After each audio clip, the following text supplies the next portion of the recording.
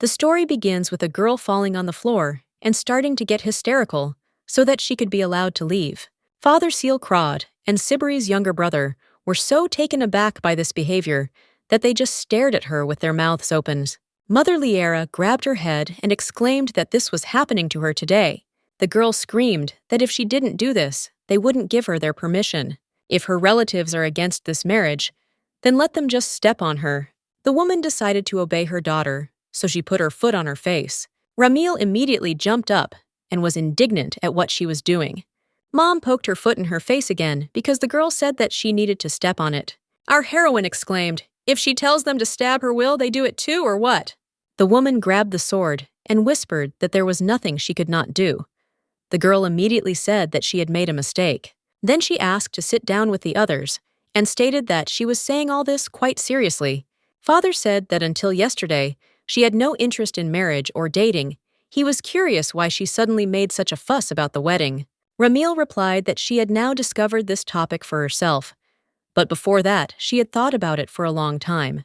Mom sighed heavily and said that yes, but why exactly Viscount Roel? When our heroine woke up in the morning, she realized that she had entered the body of another person.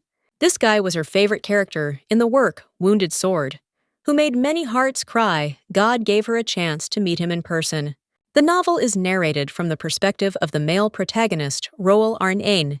The thing is, this book is a complete tragedy. From the very beginning, the boy's heart explodes, and he loses the ability to use both legs. He also lost his aura and became unable to wield a sword, so he stopped being a knight. After this, the young man lost his family, his home in general.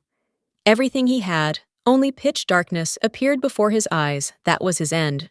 The story ends with him dying tragically, but our heroine did not want to remember this scene at all. If she doesn't want this ending, then something needs to be done. Knowing the hero's character, if a stranger offers help, he will definitely refuse. Therefore, to begin with, it is necessary to become a knight's confidant. Perhaps become a friend to a young man, although even friends have limits of support. If you become a lover, then if they break up, then everything will be over. In this case, there is only one way out: to become his wife so that she can turn the bloody road of Roel into a flowery path. Mother added that she knew the Viscount's situation, and did she really still want to marry him despite this? In the work, the young man lost a lot, but over time, the core located in the heart was restored, and he began to move. Therefore, she answered that yes, because she was sure that he would be able to get back on his feet, and she would be there to help him do it. When there was a pause, our heroine thought to herself that maybe even this wouldn't work, but she couldn't give up for the sake of her favorite. After which she began to say that no matter how they resisted, she would still achieve her goal. But her mother interrupted her and told her to take care of him. Why should Liera be against her marriage? Let her do everything for him then. But suddenly, the younger brother shouted that he was against it. Did they really think that all this made sense? The girl was surprised that he was really worried about his sister. He should have been beaten less as a child. But the guy added what kind of crime the Viscount had committed in his past life, that they were putting this crazy woman in his place as his wife.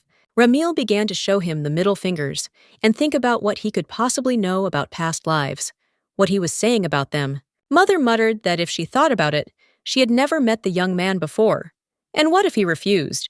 Our heroine replied that she also didn't think she would succeed the first time. But if she continues to convey the sincerity of her feelings, then one day they will reach his heart. Her father asked if the wedding negotiations took place, would she move into the Roel house? The girl replied that no, if she could persuade him, she would like to bring him to their estate. I thought to myself that for a guy who was devastated, living in the capital, there was no better place to take care of his body and soul than here. Meanwhile, at the Arnain mansion, the young man was telling the servants that there was still time according to the contract, but he called them to say thank you in advance. It might be uncomfortable, but nevertheless, he thinks it would be better to say it face to face. The man objected in a sense of discomfort, because Roel knows how much they respect him. The guy thanked him for the kind words, but thought to himself how one could respect such an incompetent employer as he. Thanks to Jack's hard work, he enjoyed going to the office. Every time the guy sees the garden that Chris took care of, he experiences wonderful feelings. Uni prepared, he looked forward to mealtime. The servants were very touched by these words, so tears flowed from each of them, but it was already time to leave. The young man looked out the window and thought to himself that he would very much like to pat him on the shoulder if it were possible. Now it was possible to take a break because no one else would come to the young man anyway. But the guy was wrong. Our heroine had already arrived at his estate. The maid told her that if she waited, she would bring the Viscount. The girl looked around and thought to herself whether this place should be called simple, how complicated its situation was, why there were no decorations. After a short period of time, a young man appeared who said that he had been told that she had been looking for him. The girl was torn inside. Could it really be him? It was crazy, but she introduced herself out loud and said that it would be a great honor for her to meet him. The knight replied that it was the same for him and asked what brought her here since it seemed they had not met before. The girl replied that perhaps this was unexpected, but she had something to offer the gentleman. Then she approached the young man, got down on one knee, and proposed marriage. When there was a deathly silence, Ramil thought that it seemed that an atmosphere had emerged that would be followed by a refusal. Therefore, she decided to proceed with Plan B and demonstrate her sword skills, saying that she has a family of knights, and accordingly, she is one too. That is why the girl admires Mr. Royal, a fellow knight. She thought to herself that while at the same time appealing to the fact that she belonged to a knightly family, the plan was to admit that she had been watching him as if he were a knight. The young man replied that he could not be called a knight now, since he could no longer hold a sword. Our heroine began to panic and said that she didn't mean it that way, but she thought to herself that she should have simply said that she fell in love with him at first sight. Arnon added that he doesn't know her very well. Regardless of the reason for the marriage proposal, the current situation is too sudden. Our heroine asked for forgiveness and said that she had not thought about him, but the guy objected that he was sorry because she proposed to him with such kindness. Ramil replied that she understood him completely, but she thought to herself that she had not hoped to achieve success on the first try. First, she would have to go back and replan everything. At home, the servants said that they did not think that the mistress would return so immediately. The girl replied that she would have to continue visiting him in the future. She could not ruin everything. The maid said that she thought that she would kidnap him as soon as he refused, but the miss turned out to be more reasonable. Our heroine was indignant. Did she really look like a person who was ready to commit something like kidnapping people? The subordinate calmly replied that yes, since she could stand on a horse upside down. Crod began to slowly draw her sword and say that, for her, murder comes before kidnapping. The servants immediately ran away, each in his own direction, saying that it was time to prepare dinner. When they left, the girl thought that perhaps she should have complimented him, looked him ingratiatingly in the eyes, and proposed. Perhaps then the young man would have answered with consent, although that would have been too much. But as it was, he didn't even really look at her. After the servants returned back, the girl said that there were limits to how much she could plan in her head, so she needed their help. The guys ignored her and continued chatting about something of their own. Then Ramil said that she would give 1 gold coin for her opinion. They immediately became interested and asked if she could tell them more about the agenda for the meeting. Our heroine exclaimed what she needed to do to make Mr. Roll agree. One of the guys said he thought it would be a good idea to appeal to the young lady's strength. Another added that one could tempt him with a bag of gold coins. The girl refused these 2 proposals, since she cannot boast about her money or power, after which she asked if there was anything romantic. Carol coughed and said that she had one idea, now she would tell her proposal. Meanwhile, the doctor checked the boy and said that everything was still fine. It was a study with a low success rate from the very beginning. When asked if he had organized his lab well, the man replied that the cleaning was almost complete, but the suspicious guys he had mentioned earlier had appeared again. When he told them that the research was over, they felt noticeably relieved. He doesn't think the goal is to steal data. Then, he said that he heard that, recently, some lady visited the young man. The young man replied that yes, it was Ranil Crowd who proposed to him, but he refused. When asked why he didn't agree, the guy replied that the lady said that she admired him as a knight, but now he's just worthless and has a lot of debt. The man exclaimed that there was no need to say that, because the gentleman was simply a wonderful person. Arnon added that he had already sold everything he had. The debts were so great that even if she married him, she would not be happy. Looking out the window, the interlocutor asked what he thought the girl would do. Now Roel replied that she would probably go home. The man objected that unlike the gentleman, The future bride did not seem to be going to give up so easily. Ramil Crod arrived at the mansion again to talk with the Viscount. The girl said that she came to propose to him. The guy objected that, like last time, he said that they were seeing each other for the first time. But our heroine said that this time everything was official. But of course, the young man can refuse today. She is not forcing him to do so. The young man asked her for forgiveness and said that this time he would also simply refuse.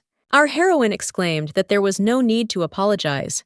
Everything was perfectly fine. However, this is a bit sad, so if she can take a look at the mansion, she is very interested in the capital's architecture. The guy asked if the mansions in the capital were somehow different, but he just didn't really understand it. Ramil replied that yes. In particular, these ceiling angles are the charm and highlight of the capital's architecture. Roel replied that, okay. He was now appointing someone to be her tour guide, but the girl objected that she would like to see it herself. She can concentrate better when it's quiet around her. Crod is the kind of person who likes to enjoy creativity and art alone. The young man replied confused that okay, let it be as she wanted. After some time, our heroine went up to the second floor and thought about whether she would be able to meet that child. Then she remembered the instructions of the servant, who said that, firstly, she should make friends with people close to him. Ramil then thought that as far as she knew, he had no family, but suddenly remembered about his younger sister. So I sat down on the floor and thought that I would like to know where exactly it is and how to find it. It seems I should go back and replan everything. But suddenly, the little girl's voice was heard asking for forgiveness, and if everything was okay with her. Our heroine was very confused and muttered that she just had a slight headache. The little one replied that it didn't seem like it was a little. Since she managed to fall, she needed to lie down immediately and rest. Crod thanked her for her concern and asked what the girl's name was. The little one replied that it was Ermia Arnon. Lying on the baby's bed, Ramil thought to herself that her mission was almost a success since she was in her room. When asked what brought the girl here, our heroine answered that she came because she had business with Mr. Roll. Since she is also a knight, she came to greet Sir Arnon, or rather, she came to see him. The little girl muttered sadly that her brother was not picking up a sword now. When our heroine asked if she liked her little brother, the little girl exclaimed that of course she did. The young man is always very kind and understanding towards her. Even when people who work here make mistakes, he smiles and doesn't get angry. An older brother always tries to help anyone when they are in a difficult situation. Also, if someone is going through bad times, the guy grieves with him. The girl smiled and said that what she said was the reason why she respected Mr. Roelle. Since they have a lot in common, he suggests that they sit comfortably and continue the conversation. When Ramil asked what she was reading at the moment, the girl answered that etiquette standards. In fact, she often skims through it because she doesn't know what it's about. Our heroine asked if the little one wanted her to come and teach her etiquette. The little girl was very happy and exclaimed that, of course, she would be happy. Crod thought to herself to suddenly make an appointment for her next visit, just perfect. Thanks to this sweet pink, soft and cute baby, she became a little closer to realizing the plan. A flower path for the hero Roel. Already at home, Carol asked what other standards of etiquette there were, and let him tell her first about tea time manners, which are the simplest of the basics. Our heroine winked at her and confidently replied that she would not be late, to which the maid exclaimed that she should immediately open the book. 5 years ago, after a battle, an assistant reported that he had found a survivor. It seemed she was the only one left in the village. Arnon said to take her to the survivors' camp, but the guy objected that there was no room there, so the order was given from above to simply ignore her. The young man was indignant. What nonsense, let them immediately place this child in a camp. A man's voice came from behind with the title of a noble knight, who asked if he thought they had time to chat if he was familiar with her at all. The young man bowed and said that his name was Roel. He was a centurion. The interlocutor was delighted that he didn't think he would meet a monster boy here who could cut out dozens a day as he was able to do today. When the young man replied that it was about 12, the man offered to pass on his achievement to him, and he in turn would take the child to the camp. The young man didn't like this at all. Is this how a noble knight should be? But he replied that, okay, that's what they'll do. The man added that he was smarter than expected. Then the young man approached the little girl, took her hand, and went towards the exit of the village. During dinner, the little one said that Lady Ramil came to her room. She was so beautiful The girl also said that she adores her brother very much and continued to talk about his strengths. The girl also told her that her brother was very kind, and she agreed with her. But this embarrassed the young man, and he started coughing. Ermia continued to babble that she had looked at the book of etiquette and read it, and the lady said that she could help her and teach her. The guy thought to himself that he had rejected marriage proposals twice, so he should allow himself to help the girl. The little one noticed that the atmosphere had changed somehow, and added that if her brother was uncomfortable, she would not study. The young woman noted to herself that she was worried about him. Perhaps it was because she had been through the battlefield and lived in the camp, so she was very good at reading negative emotions. Since she was from a commoner family, she could not communicate with children from noble families. Because of his title of Viscount, the girl could not communicate with the children of commoners. Therefore, it turned out that she constantly spends time reading books alone. Lady Ramil can become a friend for her. Probably the baby hasn't had this for a long time. After which he replied that he was not against it. He was just surprised that she suggested it. The girl met a good man. Ermia joyfully exclaimed that this was true. She wanted to see her as soon as possible. The young man noted to himself that she would obviously be very disappointed if he did not allow her. By the time our heroine exclaimed that she had had a wonderful time, Carol, who was carrying bags, said that since she had already had fun, it was time to study. The girl was indignant. In what sense? After all, she had gone to etiquette lessons all these 3 days. Did she really not feel sorry for her at all? The maid objected that she had studied for only minutes. Crod stated that those 30 minutes felt like 30 hours. The woman again objected that she did not even have time to concentrate during that time. Ramil pressed her against the wall, looked into her eyes, ran her finger over her lips, and said, "That be quiet, it doesn't matter at all."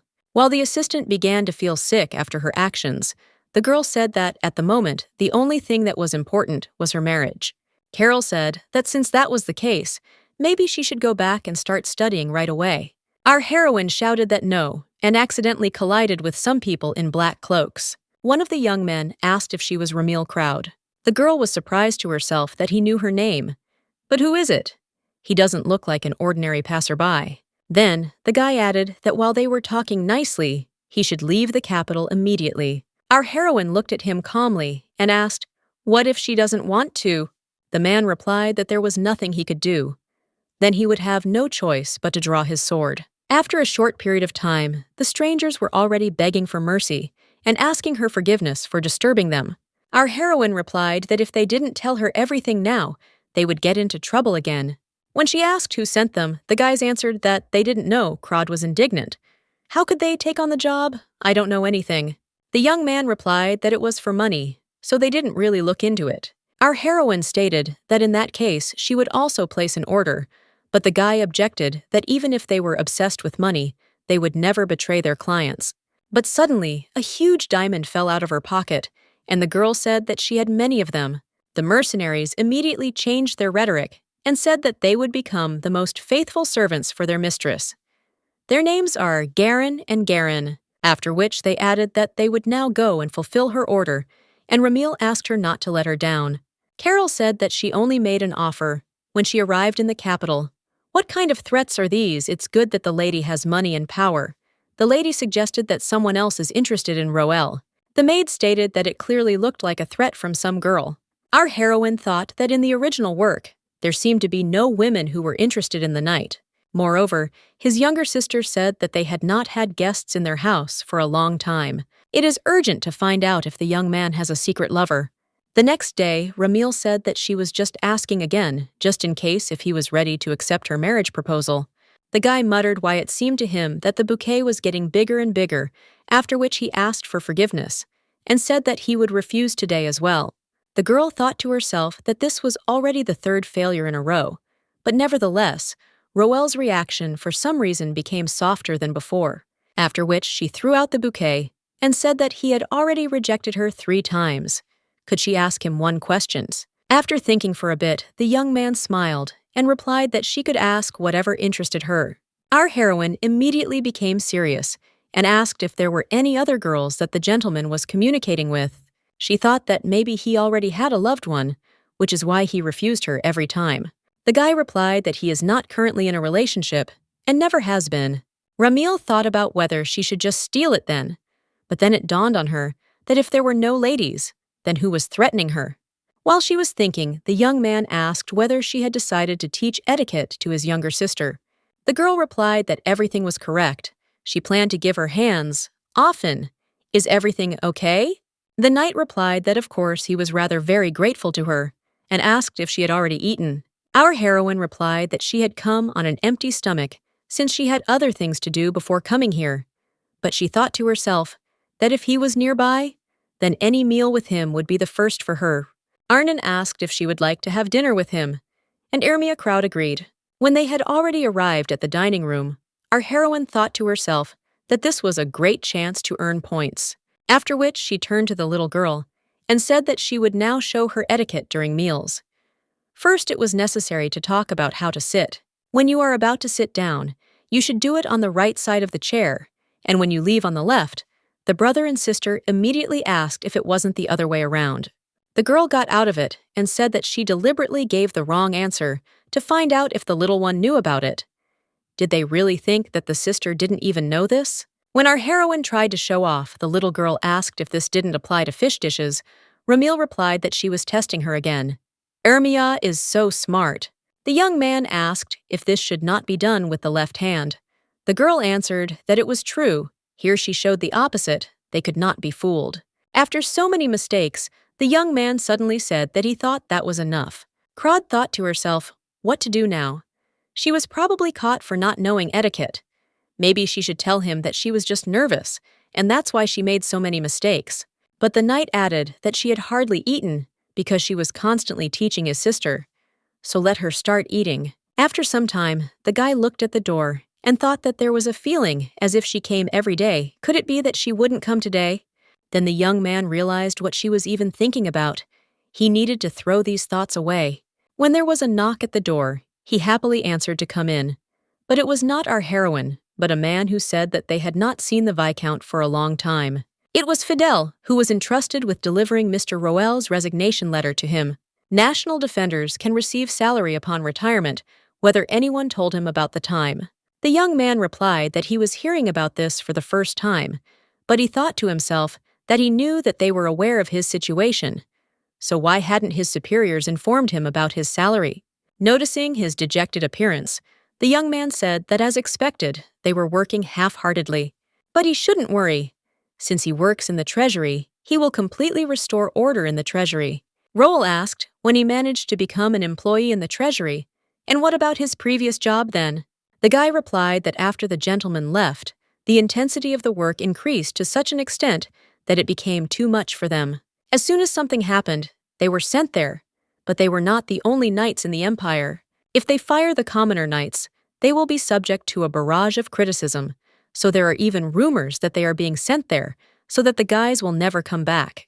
Therefore, the guy had no choice but to change jobs in order to survive. Then he noticed the expression on the former commander's face and thought that he shouldn't have told him that. After which, he decided to change the subject and say that there was good news too. In fact, he recently got married in his city. When Arnon said that he could guess that it was Key, the guest exclaimed in surprise, asking where he knew. The young man replied that they had always been together, so it would be even stranger not to know. Fidel objected that even though they were together, he only received beatings. The girl constantly threatened him that if he went to the gambling house again, she would cut off his hands. Roel replied that it was quite natural since he was addicted to gambling. The old friend laughed nervously and asked if he had any good news at all. For some reason, the image of Ramil immediately popped into the young man's head, but he answered out loud that there were none. The guy noticed that he thought for a second, so he started asking why he did it. I thought to myself that before he just laughed and continued the conversation, but now he was behaving suspiciously. Then he said that since he was here for work, he could not have private conversations, but next time he would definitely get an answer. After which, he suggested getting down to business and studying all the documents. Fidel was shocked because he thought his financial situation would be fine, but it turned out that it was not. It is surprising that he endured it alone for so long. How can one remain in such a state? Is everything all right with him at all? It must have been difficult to carry all this alone. It is necessary to give him at least the slightest strength. Then he said that there was no need to worry. It seemed that the financial situation needed to be sorted out a little, but everything would be fine if the guy started receiving a salary. When the young man added that the Viscount could rely on him, he replied that he would wait with impatience. A few days later, the knight received a letter in which Fidel asked for forgiveness and said that it was difficult to get a salary even when he asked his superior why he simply repeated that the deputy minister refused. The strange thing is that even his boss doesn't understand the vice minister's decision. He just repeats the same words over and over again, whether Roel had any problems with the deputy minister. The young man noted that this could not be. He did not know anyone in the Ministry of Finance, and his friend also wrote that it was necessary to find out if there were other reasons. He sincerely regretted that he had to report such results. The young man grabbed his head and thought to himself that he shouldn't apologize. Now those around him were worried about him. This is some kind of endless series of failures. There are no results in the treatment of the damaged core. All new hopes have disappeared. If he could use his aura again, his situation would be much better. What did the guy even expect from this action? Did she really think that the aura could return miraculously? Suddenly, our heroine appeared in the room, finding him with a sword in his hands and not understanding what he was planning. After they greeted each other, the guy asked if she had come here to propose to him again. The girl replied that yes. Did he really think that such an atmosphere could frighten her? When the young man again refused, the girl replied that it was okay and asked if something had happened. The young man replied that nothing, but from that expression on his face, one could guess a million stories. But it was impossible to continue asking about what he was hiding, so I decided to try to lighten the mood and said that the weather outside was just wonderful today, after which she suggested going for a walk with him and his younger sister, since they needed to breathe fresh air. The knight asked for forgiveness and said that he had some things to do. Let the girl go for a walk with Ermia. Our heroine thought to herself that something clearly happened to him. Sitting in the carriage, the little girl said that she would like her brother to come out too. He was fine until the morning. She then handed him the letter that was sent by his friend. He smiled as he checked the name to make sure it was the message he was waiting for. When the little one added that it seemed the name Fidel was written there, it dawned on our heroine that this was the knight's comrade. If this letter was really from him, then it turns out that this is the moment of receiving the salary. Why is the vice minister so reluctant to give him a salary? Even in the novel, there wasn't much information related to finances, but the guy did a lot for them. The thoughts were interrupted by the voice of the little one, who asked if she was afraid of something because her facial expression had just been very frightening. Ramil replied that she was thinking about what they should do today, whether there were any places the young lady would like to visit. The little girl replied that the place she would really like to visit was the theater. Then she realized that when she thought about it again, she decided that she didn't want to go there, after which she noticed the sign in the window and said that she wanted to go to the park. Claude asked if this was true, but thought to herself that she seemed to be smart for her age, because she could see that the situation in her family was not very good. The little girl screamed that she wanted to go to the park and never wanted to see such a popular work as White Flowers in the Temple. The girl said that she was very disappointed because her sister loved theaters so much, but she really doesn't like to watch alone, and at first she was happy when the little girl mentioned him. Ramil thought that for the first time she had found a person who also liked the theater. The girl objected that the tickets were very expensive there. After thinking for a bit, the little girl suggested going there anyway. Our heroine did not break character and replied that she did not want to force her just because she liked it. But the little one said that in fact, she also liked the theater. She also really wanted to go. Our heroine smiled and replied that then, in exchange for watching with her, she would let her choose the work. Meanwhile, the young man began to drown his problems in alcohol. After watching the play, our heroine asked the little girl if she liked it. The little one replied that it was much more interesting than she imagined, especially the scene where the main character miraculously recovered from his illness. The girl thought to herself that it was a play where the main character overcomes an incurable disease. Perhaps the girl seeing the main character imagined her brother. Still, the ending was happy, so she hopes that it will remain a good memory for Ermia. Suddenly, the little one said that if she thought about it, she had already been in this place with her brother. The little girl was in the capital for the first time, so they walked together and looked at everything. She tried many different new delicacies and saw many amazing things. And after that, they also went to see the play. The girl still cannot believe that her brother will no longer be able to walk. Our heroine said that Roll would definitely get back on his feet, and she thought to herself that she was sure of it, since this was the most important event in the novel. The little girl replied that she was worried about him since her brother always looked depressed. Everything was fine when he was doing research with Orm, but day by day, his willpower became less and less. Ramil realized that she noticed that the knight was not in a very good position now. How could she console her? Ermia took her hand and said that she had one request. Could she come to their house often when she came to the capital? With the arrival of the lady, her brother's daily life, which was the same every day, seemed to change a little. The girl replied that, okay. She thought to herself that all this time she had been wondering if she was doing it in vain, but now she was convinced that it was not. Then the girl thought of how to cheer up the little girl and said that she also had a request for her. Our heroine took her to a store with chic dresses and told her to choose which one she wanted. Ramil remembered Carol's words, who said that she should give her clothes and such, that it would be remembered for a long time. Every time the little one wears this outfit that she received as a gift, she will remember the young lady. And not only she, Mr. Roel will also think about her when he sees these clothes. Crod stated that she treats clothes like some kind of advertisement. The maid asked if she had better options, but the girl replied that she did not. I thought to myself that all this sounds somehow not very good, but I don't think that the method is bad.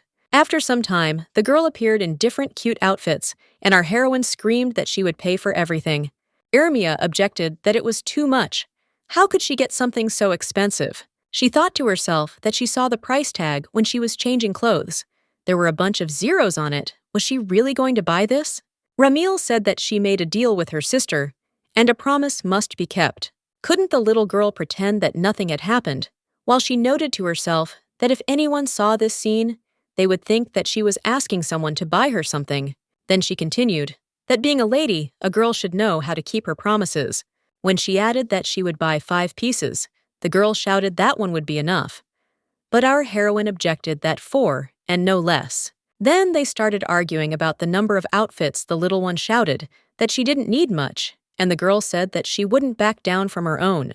When they agreed on the number 3, our heroine immediately ran to the cellar to pay for everything.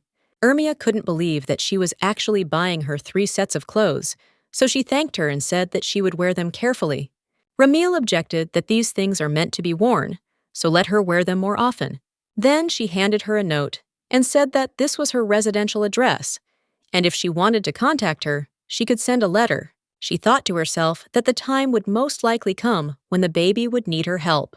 When the girl returned home, she handed over her purchases to the maid and asked where her brother was now.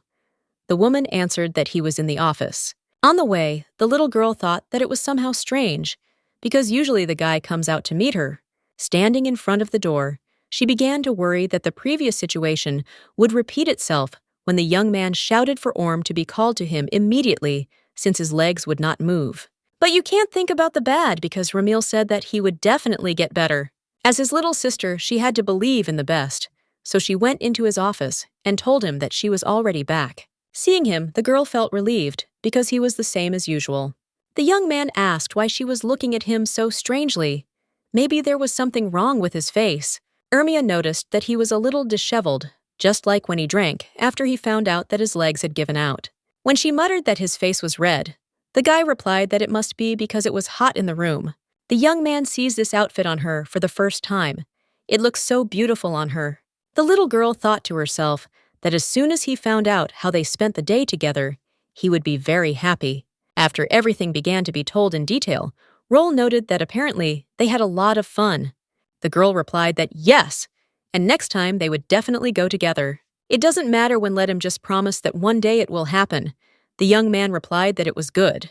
Then she leaned back and wished her brother good night. When the little one left, the young man thought to himself that he was glad that she had fun. When he was turning in his wheelchair, he accidentally caught a bottle of alcohol that was standing nearby with his wheel, and when he tried to reach it, he couldn't reach it, and he thought to himself that he was truly insignificant. The next day, the maid tried to wake up our heroine, who asked to give her at least 5 more minutes. Carol replied that in that case, she would simply send Geraint back. Upon hearing this, the girl immediately jumped up.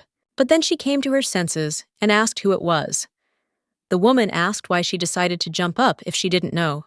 Carol explained that this was one of those thugs to whom she entrusted one case last time. Since she is already up, it will take some time to get ready to go out. Our heroine exclaimed that there was no need to worry, there was one way. Literally, a moment later, she was already standing on the street completely ready. The maid dumbfounded asked how she did it, but our heroine replied that it was better for her not to know. Upon seeing the girls, the guy began to wave welcomingly. Ramil wondered if this was the man who wanted to scare her. The maid suggested that perhaps he had lost his memory due to shock. Sitting down at the table, our heroine asked if they had done what she asked. Hearing the answer, no, the girl rushed at him and started hitting him, and the maid tried to pull her away and said that people were actually watching. The young man began to justify himself by saying that he had tried very hard and had done everything possible. However, half of his face was missing, so nothing could be found. But instead, the mercenary found out something else and will now tell you about it. A little earlier, one of the guys was worried that they would be killed because they failed to complete the task. The second said that most likely they did not expect much from them. When the customer showed up and asked how things were going, Garan apologized and said that they had failed. The man ordered them to first sit down and explain what went wrong. The boys started to tell her that her skills were much better than the information they were given. Even the two of them were not enough. At first, they threatened her, but as soon as they took out the sword, the girl immediately changed. She had incredible reaction speed, and her dodging technique was perfect. They could do absolutely nothing with her, so the girl beat them. If they had fought to the end, they would have definitely died. The customer muttered that this was strange, because he had heard that she was very lazy and skipped training. The guys objected that this was some kind of nonsense. It was immediately obvious that she was an incredibly talented fighter. The stranger got ready to leave and finally said that they should pretend that nothing had happened, and that they should also know what would happen if the details leaked out. When he left, Garan covered his nose with his hand and was indignant that the man didn't wash himself and why he constantly smelled rotten. His friend told him to stop and start keeping an eye on him. After some time, they saw their customer meet with another masked man, after which the young people headed somewhere further, and the guys continued to follow them. As a result, they hid behind some door and had no choice but to use the eavesdropping artifact. Their client was heard to report that they had failed to drive away the Cloud Lady, but if he is given another chance, he will show what he is capable of. But the interlocutor objected that it would be better to leave this idea for now. Garan noted that the Black Hood seems to be of lower rank. I wonder who the man in the red cloak is. The man stated that the important person at the moment is an employee of the Ministry of Finance named Fidel. Suddenly, the young people stopped talking and stared at the wall behind which the boys were hiding. The young man began to panic. Why did they become silent? Did they really notice that they were being eavesdropped on? Therefore, he immediately told his partner that they needed to run since it seemed they had been found out. When he abruptly opened the doors outward, he saw no one, but he could not be mistaken since he definitely heard someone touch the door. Our heroine thought that this was good information because now it was clear that for now their target was not her but Fidel. They both are people who care about the night, so they want to get rid of them. In other words, that person doesn't like it when Roel helps someone. Was there anyone at all who would benefit from keeping the young man under control? The guy asked what to do next, whether they should continue investigating the Black Hood. They were clearly not pursuing a good cause. First of all, he smelled badly. Ramil thought to herself that she didn't know anything concrete yet, but she was sure that they wanted to harm Arnin, and now it would be good to catch up and figure out the next step. After which she said that there was no point in following the Black One. Could they find out who sent him or... Looking at the huge gem, the young man muttered that he would do his best. When our heroine was about to leave, she thought to herself that he was much more dangerous than she thought. After some time, she again gathered a meeting of her servants and asked if these people had any grievances against Roel. Carol replied that she understood that it was the North. Although the young man is a hero of the Empire, from the enemy's point of view, he will be a devil on the battlefield. The girl replied that it was true, but why was it necessary to threaten her instead of killing him? The young man replied that because the work would become tiring if they killed him, and it turned out that the North was behind it, what would happen next? Public opinion towards them has worsened, plus on top of everything else, war could break out. Ramil said that it is not yet a fact that this is exactly the North, but in principle, we need to try to figure it out with them. The guy objected that under no circumstances, even if nothing happened to the gentleman, the imperial palace would take on such a matter. Will she be able to cope with their knights? Let her stop saying such terrible things altogether. Crod sighed heavily and said that therefore, instead of killing them, it was necessary to simply eliminate them so that they could not take up this matter again. The boys replied that it was true that it was better to hinder them now, so that they would not have a chance to achieve what they wanted. Our heroine wondered if their power was so great that it could put pressure on the treasury, whether it would be enough to stop them. Suddenly, the maid asked if she had forgotten to go and proposed to Mr. Roll.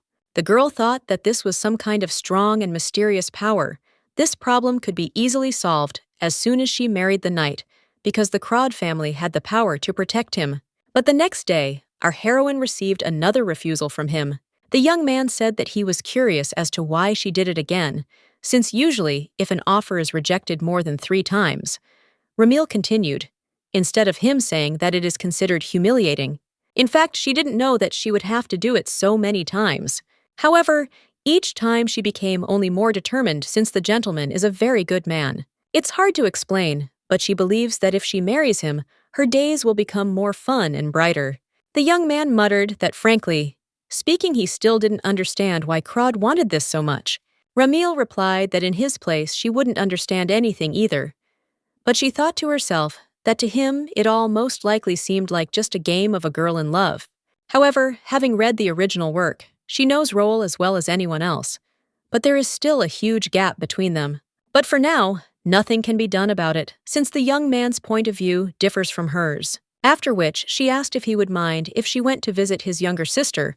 The young man replied that the girl was on the 2nd floor. Roll knows that she gave clothes to the baby, and he is very grateful to her for this. Now he feels indebted.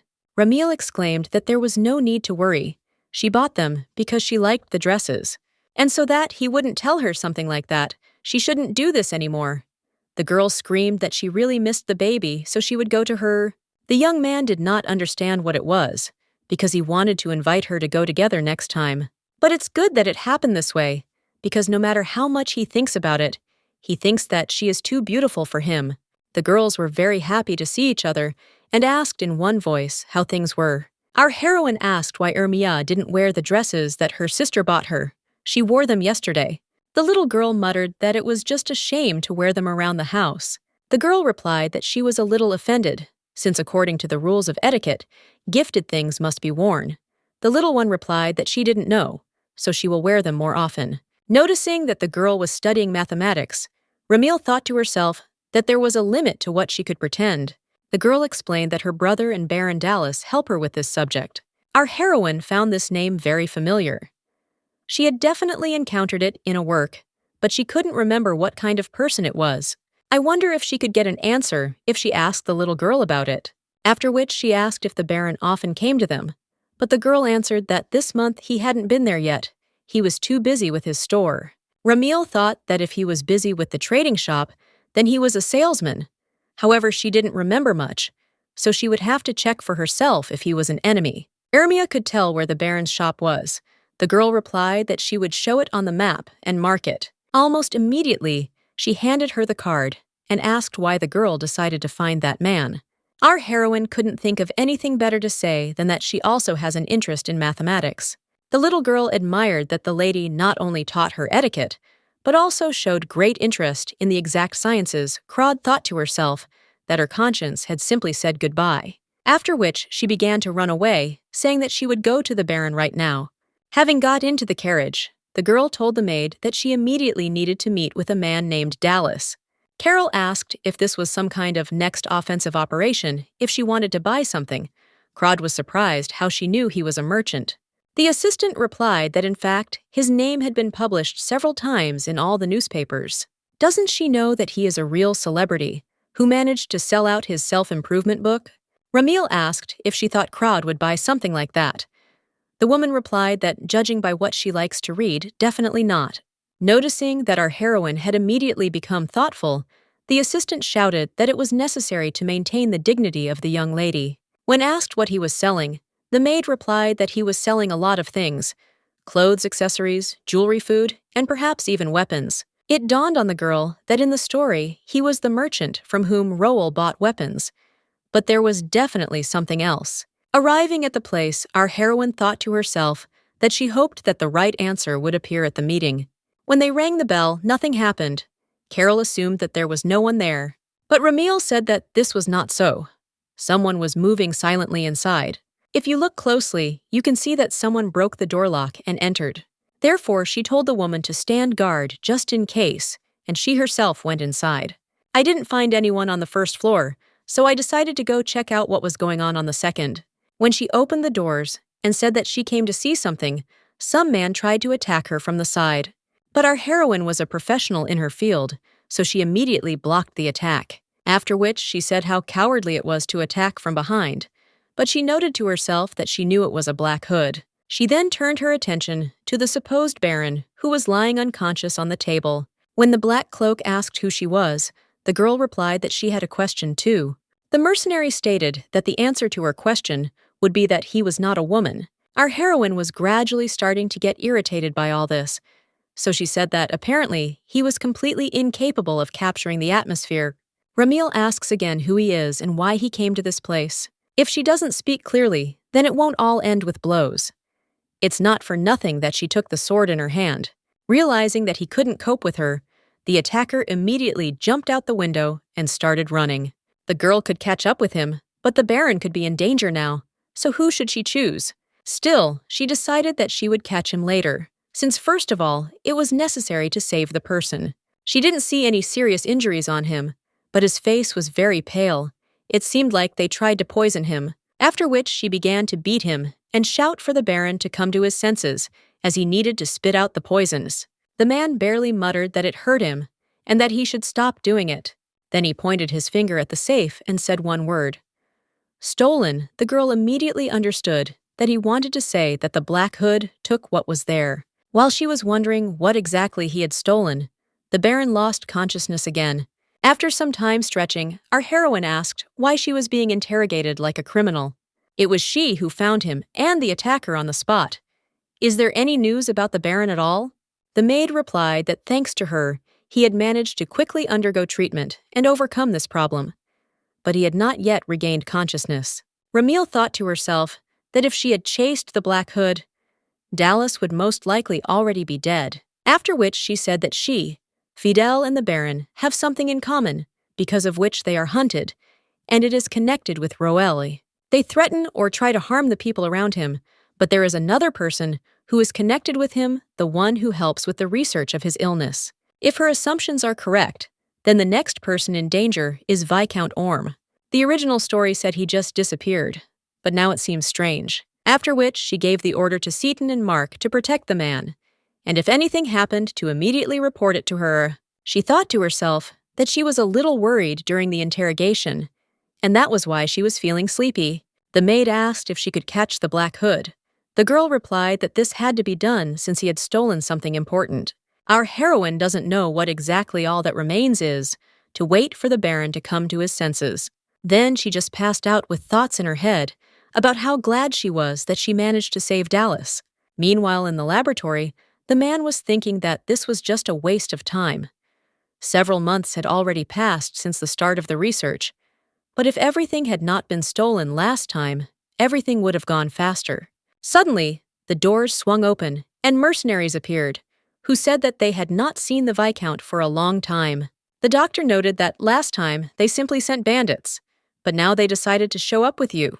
It seems I'll have to figure this out myself, after which I shouted why they were trying to stop the research. The young man replied that of course the reason was that nasty guy, Roel.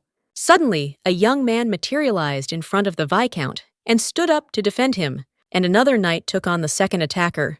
These were the guys sent by our heroine. When asked who they were, Mark replied that they were the Knights of Crod. They had come to protect him by order of Lady Ramil. Unexpectedly, more mercenaries appeared, who immediately began to help their comrades. When the fight was over, one of them asked the captain what to do with them. Now the man replied that he would sort it out. The youth objected that if they killed these two knights, the Crod family would intervene.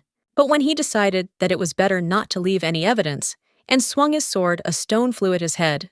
It was our heroine who stated that she couldn't sleep peacefully because she had only sent 2 people, so she decided to intervene.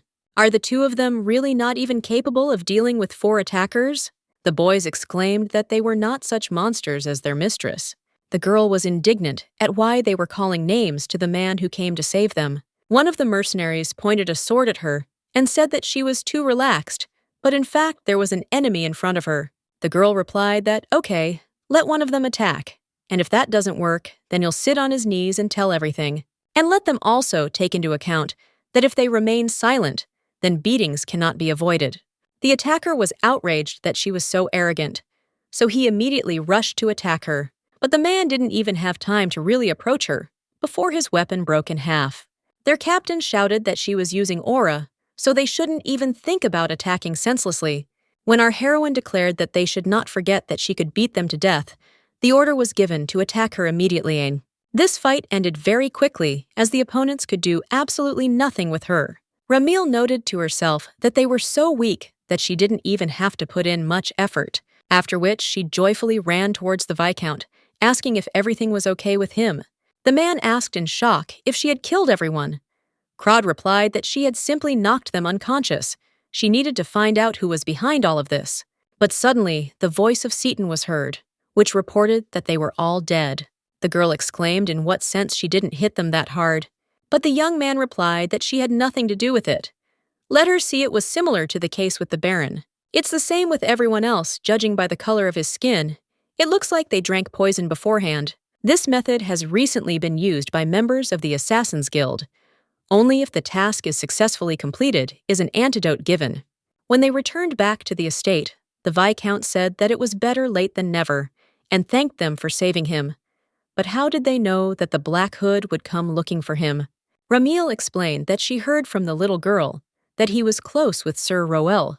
Recently, the Baron was ambushed by mercenaries, and items from his safe were stolen. Of course, this is her speculation, but she believes that they are aimed at people around Mr. Arnon in order to isolate him.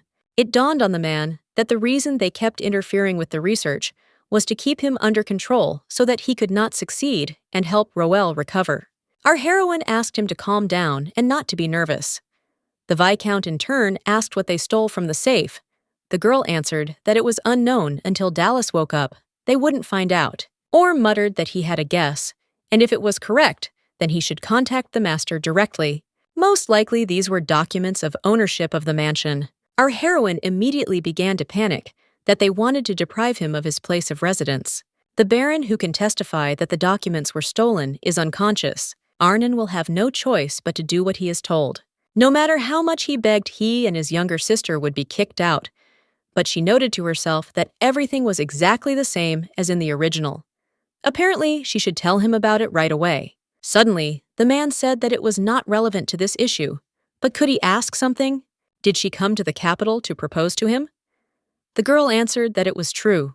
When the Viscount began to say that he would like to say something, the girl immediately grabbed the sword and asked if he was against it. Orm immediately exclaimed that no, with both hands and feet, he was for it.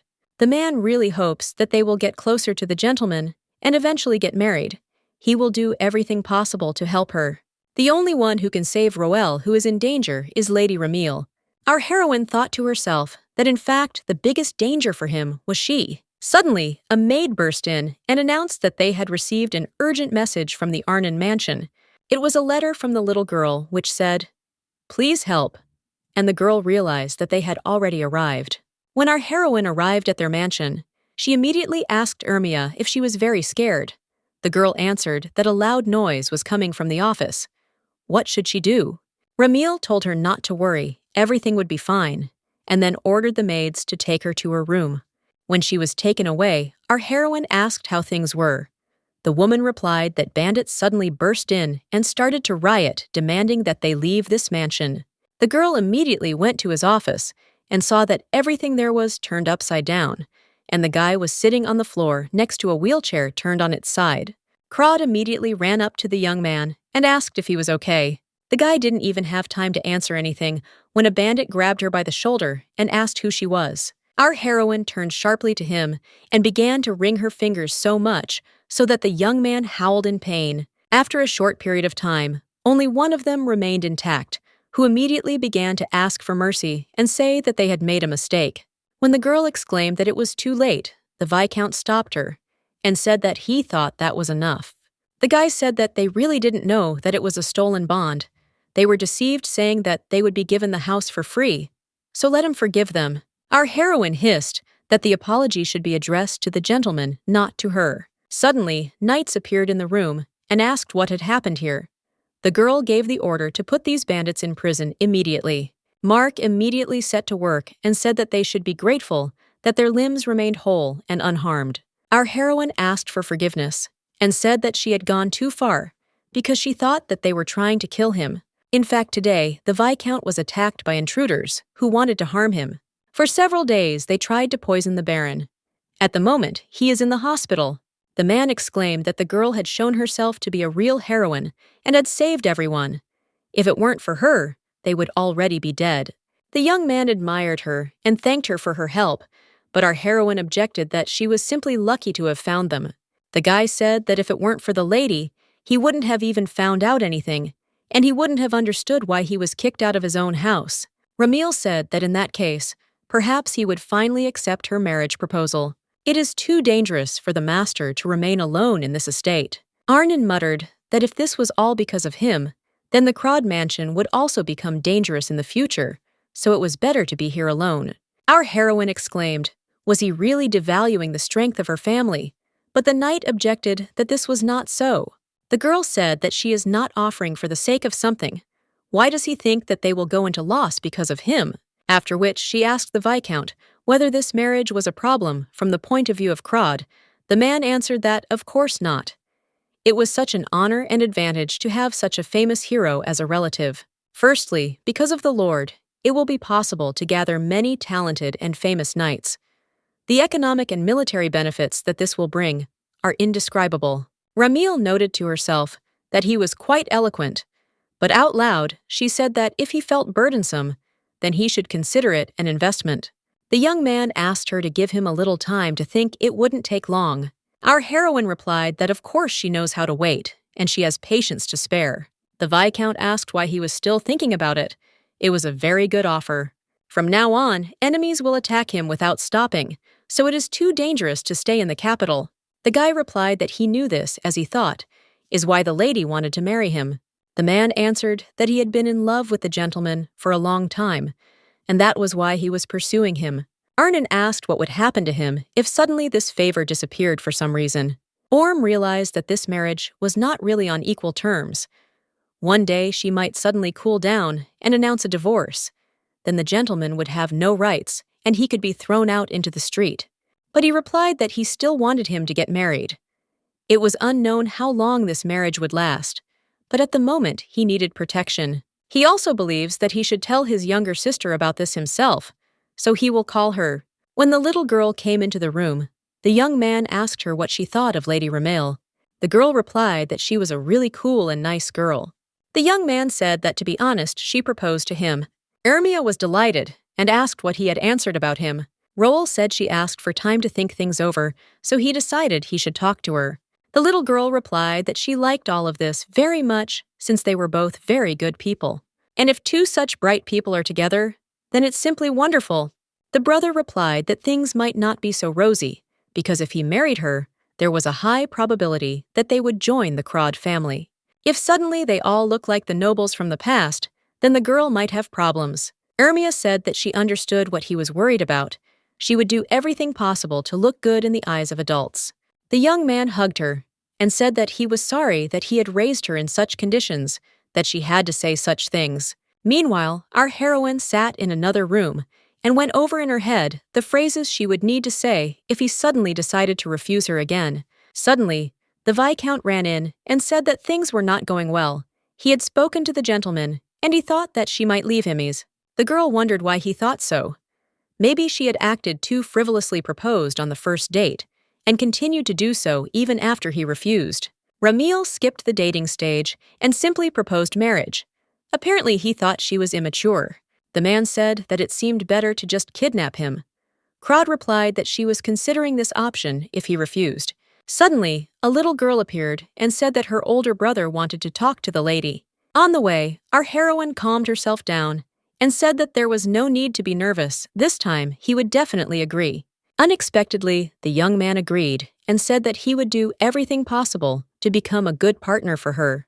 The girl couldn't believe her ears that they had finally become a real couple, after which she bowed and said that she would also do everything possible to become a worthy partner for him. Suddenly, the guy said that perhaps it was shameless, but could he ask her for one favor? He wanted to set conditions for marriage. Our heroine was taken aback and thought to herself that she hoped that this was not what she was now imagining. At least it wasn't a ban on touching, after which she replied that he could calmly tell her everything. But the young man said that if suddenly, for some reason, he leaves her family, then please let him take responsibility for the baby. Ramil asked for what other reason. The young man muttered that if they suddenly get divorced. Crod objected that this could not happen. Roel thought to himself that if he had to part with his sister, he would prefer that she remain safe. Our heroine replied that this would not be a problem. She could give him a guarantee, then signed the contract. Arnon then handed her another paper and told her to please write down her conditions. The girl thought to herself that she didn't have any specific conditions, maybe kissing at least once a day or sleeping together once a week. When the silence dragged on, the guy asked if everything was okay. Ramil came to her senses and replied that she would add the conditions later when she came up with them. Then the boys became embarrassed and promised each other that they would take care of each other in the future. After some time, the hour finally came when they would return to Crod together. Our heroine joyfully exclaimed, "Good afternoon." The young man had the gloomiest expression on his face and muttered, "Welcome!" The girl thought to herself that leaving the house after 3 days was not at all easy, so she said that the estate was empty. The young man replied that since there would no longer be those who had lived there before, he was sorry that he had to rush things so much. Ramil noted that he seemed to be very attached to the mansion. The guy replied that this place was a gift from the imperial family, his first home.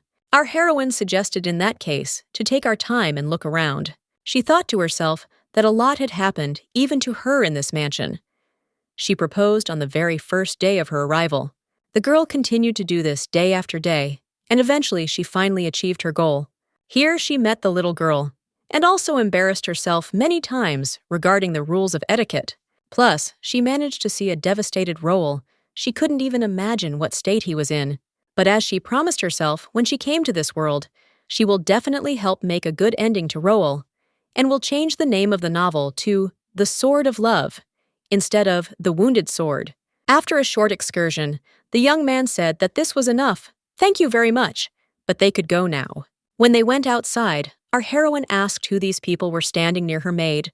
When asked what happened, Carol replied that the problem was right in front of her and that she should deal with it herself. The girl said that her name was Kira. She was a former member of the Knights of Lord Roel, and Fidel exclaimed that he would really marry this lady. Arnon replied that they hadn't seen each other for a long time and ignored the guy's question, which made him extremely angry. Kira said that she came because she heard that the gentleman was leaving the capital. The young man asked if he was really leaving because of the wedding. Roel answered that yes. Fidel said that he was offended that he lied about not having any relationship. The knight asked him for forgiveness. When the guy exclaimed if he could give them some advice, his wife put her hand on his shoulder and ingratiatingly said that it was enough to talk already. The knight said that in fact not very good things had happened recently, so they were lucky that everything was okay with them, and then began to explain what exactly. The young man was taken aback by what he heard and said that fortunately he had recently been fired. His boss kept talking nonsense, so the guy went to the vice minister personally and had a little argument with him. And the next day, the young man saw that the table in his office was no longer there. Our heroine asked, "What about joining the knighthood of Crod?" She also advised Viscount Dallas and Baron Orm to come to them for their own safety. After a short discussion, the boys answered that they agreed and would come with the Baron when he had fully recovered. Meanwhile, the maid reported that the carriage had already arrived, but unfortunately, there was no low-entrance carriage. Our heroine replied that there was nothing to be done. Then she would have to lift and carry it, and once she got home, she would take care of it. The young man felt awkward and muttered that it was because of him that she was always in trouble. The girl said that everything was fine, and without thinking twice, she picked him up in her arms to carry him. Having seated him more comfortably, she added that this was the only way she could think of. Looking at this, the boys thought to themselves that they could completely trust Mr. Roll to her. When they set off, it dawned on Ramil that she could hug him at least twice a day when she put him in the carriage. A little later, Crod said that in a little while they would arrive at the place and drew attention to the fact that the young man was clearly very nervous. When she began to calm him down and say that everyone in her family was the same as her, the carriage suddenly braked and the girl hit her head. Ramil immediately said that everything was fine with her and at the same time screamed at how they even drive. The man said that someone from her family had come, so the girl decided to go out and see who it was. It turned out to be her younger brother, who asked how she managed to get consent to the marriage proposal.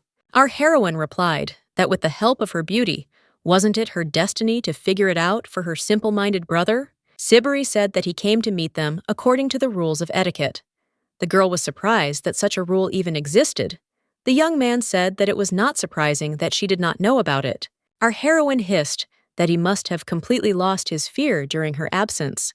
The brother said that he wanted to meet Roel because the first impression is very important, so he came in person, after which he opened the carriage doors, introduced himself, and said that he had been appointed as an escort for Mr. Arnini. It is truly a great honor for him to meet such a wonderful person. The young man replied that the feeling was mutual and added that he and his sister turned out to be very similar. They immediately started fighting with each other and shouting at each other about how they were alike, since they didn't even say they were brother and sister. The young man replied that in fact they had the same last names and hair color, so it wasn't difficult to guess. Our heroine immediately told him to put on makeup upon returning to the estate. The guy was indignant. What's the joy? Suddenly, a little girl appeared and said that the carriage had suddenly stopped for some reason and that something had happened. Ramil immediately introduced Ermia to her younger brother Siberi. The guy stated that she is the gentleman's younger sister, so now she can call him brother. The girl thought to herself that he had the same gentle touch as Lady Ramil. When they arrived at the mansion, Roll was worried about how the heads of the Crod family would receive them. He really hoped that they would be received favorably. It was clear from them that these were not simple people. The Shield of the West, Seal, and the Spear of the West, Lyra. When the parents introduced themselves, the boy did the same in response and thanked them for their hospitality. The man shook his hand and thanked him for marrying his daughter. The woman glanced at the little girl and asked what kind of child she was. The little girl immediately introduced herself and said that she had come from the Viscounty Arnini. She began to panic in her mind, saying that she needed to make a good impression, but she was stuttering. Liera muttered that she heard that the master had a younger sister, but it was still unexpected. Our heroine exclaimed why she behaves like this with people who are too tired. If she has something to say, she can do it tomorrow.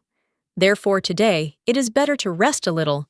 But to herself she thought, why is she suddenly like this? But mother still continued to press them and say that it was all somehow unexpected. The guy started making excuses that the reason Ermia stuttered in her greeting was because he hadn't taught her properly. Couldn't she have been more lenient? Lyra asked why they were all reacting like that, because she just wanted to say that the baby was much cuter than the woman thought. After some time, the parents treated the baby to various foods and told her to eat whatever she wanted. The guy said that although there had been a misunderstanding recently, he thanked her very much for supporting his sister. The girl replied that there was no need to thank her because Ermia was now her family, so it was natural. She thought to herself that the family was confirmed by law so that she would never be separated from him. Suddenly, the father asked when they planned to hold the wedding vow ceremony. Now they can rest, and tomorrow everything can be done. When the young man asked what it was, the girl explained that it was their family tradition, so he would see everything tomorrow. The next day, the guy was dressed in some strange outfit and was driven down the corridor where he ran into Ramili. Our heroine was wearing a similar outfit and said that there was clearly not enough fabric whether this style suits hers. The young man immediately blushed and muttered that it suited her very well. But first of all, could she explain what the rite of oath is? Opening the doors behind which was a huge staircase that led down, Crod said that she would explain everything when they went down. Roel said that he can't go down the stairs on his own now, so he needs to ask others for help. The girl said that she could carry it in like last time, but the guy objected that it was only for a few seconds then, so it was okay. Our heroine said that she is a knight of Crod, and they can lift up to 200 kilograms. So don't worry, she'll be fine and she'll get him down safely. I thought to myself that this could be a little dangerous. Now I understand why the main characters try so hard to control themselves. On the way, the young man said that it must be very heavy, so he asked for forgiveness. The girl began to answer that everything was perfectly fine, but then she noticed his bare chest. Our heroine immediately lost her balance and flew down with the knight in her arms. After the fall, the young man worriedly asked if everything was okay with her. Ramil immediately jumped up and said that everything was fine. It even turned out better. They got there quickly. Roel said that he could not even imagine that there was such a large cave under their mansion. The girl replied that the first count created it. The man who founded her family was responsible for the rebellion of the feudal estates and vassals. It is said that he moved a lot due to attacks from neighboring countries and pressure from the imperial family. It is said that after he was betrayed by his close associates, he took refuge in this cave. The knight replied that he understood that future generations should know about the suffering of their predecessors. But why was a marriage ceremony being held in this place? Ramil explained that he was not alone in this place. When he saw his knight, he asked why she followed him. The assistant explained that she had to protect the count. The man objected that he was no longer a count, and with her talent, she would succeed wherever she went. The girl asked why he gave her land in her name. The guy answered that it was her salary, but she objected that he gave the land only to her. The count is a very close person to her, so how can she leave him alone? The young man asked with interest how it all ended. Our heroine explained that the knight she mentioned was the first countess. The guy stated that Crod is a truly amazing breed. Ramil thanked him and said that drinking groundwater in this place means sharing all troubles among themselves. It is also the place where the first count decided to get married. Roel clarified that if they do this, they will become officially husband and wife or something. The girl replied that everything is correct. Watching him drink, our heroine thought to herself, is it possible to be so handsome just by drinking water? When he blushed and handed her the cup, the girl asked what happened. Did the water have a strange taste or something? The young man exclaimed that no, she could drink calmly. Our heroine did not understand what was happening. Could it really be alcohol? But after taking a sip, she realized that it was just water and said that we could go back up. When asked if everything was okay, the guy muttered that people call this an indirect kiss. Ramil froze in place and thought to herself, why didn't he tell her about this earlier so that she could enjoy it? After some time, our heroine announced that the next step of the ritual was a meal together. When asked if he would like a drink, the guy replied that he could, since he often drank and he liked it. Because alcohol is something that is always present on the battlefield, you can't do without it. The girl noted to herself that in the original work, there were moments with drinking from time to time, but she didn't know that he liked it. Over a glass of wine, the guy asked if there would be a separate ceremony for the wedding. Our heroine answered that yes, but she thought it should be held somewhere in a year. Living happily as a married couple for hundreds of days, and then having a celebration, is a tradition in their family. Since the first countess had the status of a slave, there was a lot of opposition from those around her, so it took time to carry out the ceremony properly. The young man asked if this meant that they had just gotten engaged today, but the girl objected that they had gotten married. When he said that there were still many days before the wedding, Crod exclaimed that they had registered the marriage, and that was more important than the ceremony. Then she offered a drink and thought to herself that now only the last ritual remained. After some time, they were already lying together in bed, holding hands, and in deathly silence. When Ramil said that this was the final ritual, I thought to myself that it was so awkward that it would drive me crazy. The guy thought that she had fallen asleep and began to thank her for everything, since he thought that before meeting her, he was on the verge of collapse. The famous imperial knight who cannot hold a sword, he thought that the end of everything had already come. Being obsessed with recovery, he completely forgot that there are people who are dear to him. If Lady Ramil had not appeared in time, he would most likely have lost everyone. The young man is very grateful to her for pulling him out of this swamp of misfortune. He doesn't even know how many times he needs to thank her to at least somehow repay her. The girl thought to herself that she could not help but do this for the sake of the man she really liked. Then she turned to him, but saw that he had already fallen asleep, and thought to herself that she looked like an angel. The next day, the maid asked where Mr. Roll was. Our heroine answered that his father had called him. Carol glanced at the bed and asked if anything had happened last night. After all, the girl read a lot of pornographic stories the day before the ceremony. Crod was outraged that she read them just like that. How could she even think that this was for the first night? The assistant said that since she had no experience, she thought that the lady was learning everything with the help of a book. Ramil objected that she had actually read it with her. Carol replied that she was actually still single, so please don't drag her into this story. Ramil said that they were just sleeping, holding hands. What else were you supposed to do? The maid replied that she was asking a strange question with an innocent expression on her face. After which she reported that her mother had called her. The girl thought to herself that for some reason she had a bad feeling. When asked why she called her, the woman replied that it was nothing special. Our heroine asked what kind of letters these were. Her mother explained that they contained news of their marriage vows. When asked to whom she was sending them, Lyra replied that to her vassals, of course. How, in her opinion, should the vassals react that she, who was not interested in either suitors or dates, suddenly got married? Our heroine replied that they should send mountains of gifts in honor of the wedding. The woman muttered, "Even if she is her daughter. But why is she like this? First of all, everyone will be interested in what kind of person her husband, Mr. Roel from the capital, is, and they may not like it." Her mother also had a hard time. At first, she remembers everything that happened 25 years ago, as if it were yesterday. That day, ladies from aristocratic families invaded their home and first suggested having a tea party. She was young then and thought it was some kind of welcoming ceremony, but they did this specifically in order to ignore her during tea drinking. However, her mother was not one to be timid, so she kicked the table, began waving her sword, and immediately everyone fell silent. And before that, they looked down on the residents of the capital. It turned out that their parents ordered them to do so. She should have seen the look on her father's face when he ran up to them, thinking something serious was going on.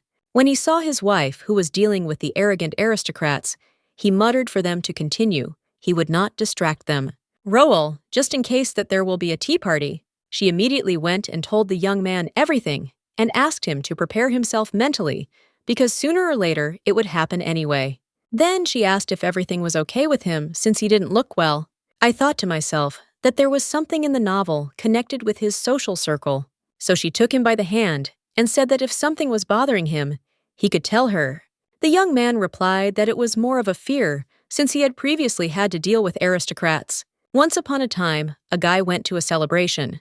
Since he was invited for the first time, he simply had to attend, because if the reason for not appearing was unfounded, the inviting party would be dissatisfied. He was met by a young man who smiled affably and said that it was nice to meet him. His name was Steck. As the young man thought, the knight is a real handsome man. Now you can go inside. Holding out a glass, the new acquaintance asked if he drank. Roel answered that, yes.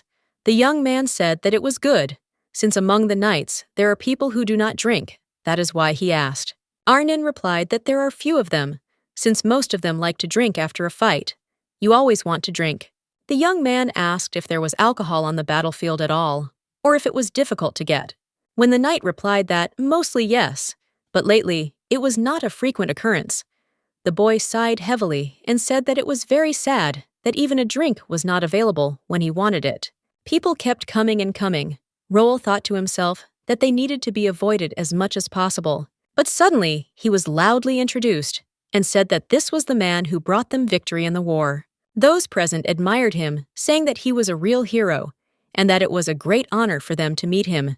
The young man thought to himself that everyone was quite friendly, but he had heard that nobles valued birth highly. Perhaps this was a misunderstanding. Then a servant came up to Sidek and told him something, so the guy immediately said that he needed to go away for a while, but he would be back soon. As soon as he left, everyone immediately lost interest in the night, and Arnine decided to go to the terrace to get some fresh air. While he stood on the balcony, he thought about how cool it was outside and why everyone else was drinking so much. Suddenly, Roel heard someone on the floor above asking why he even invited the knight centurion. Was it some kind of exhibition? One of the guys replied that it was probably just for show, because the count usually likes such things.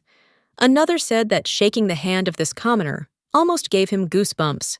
The girl objected that his face was quite cute. But the young man said that what was the point of beauty if there was no fundamental thing? Perhaps he was a slave, not a commoner, or perhaps even an illegitimate child. Just a minute ago they were laughing and talking together, but these people turned out to be so hypocritical.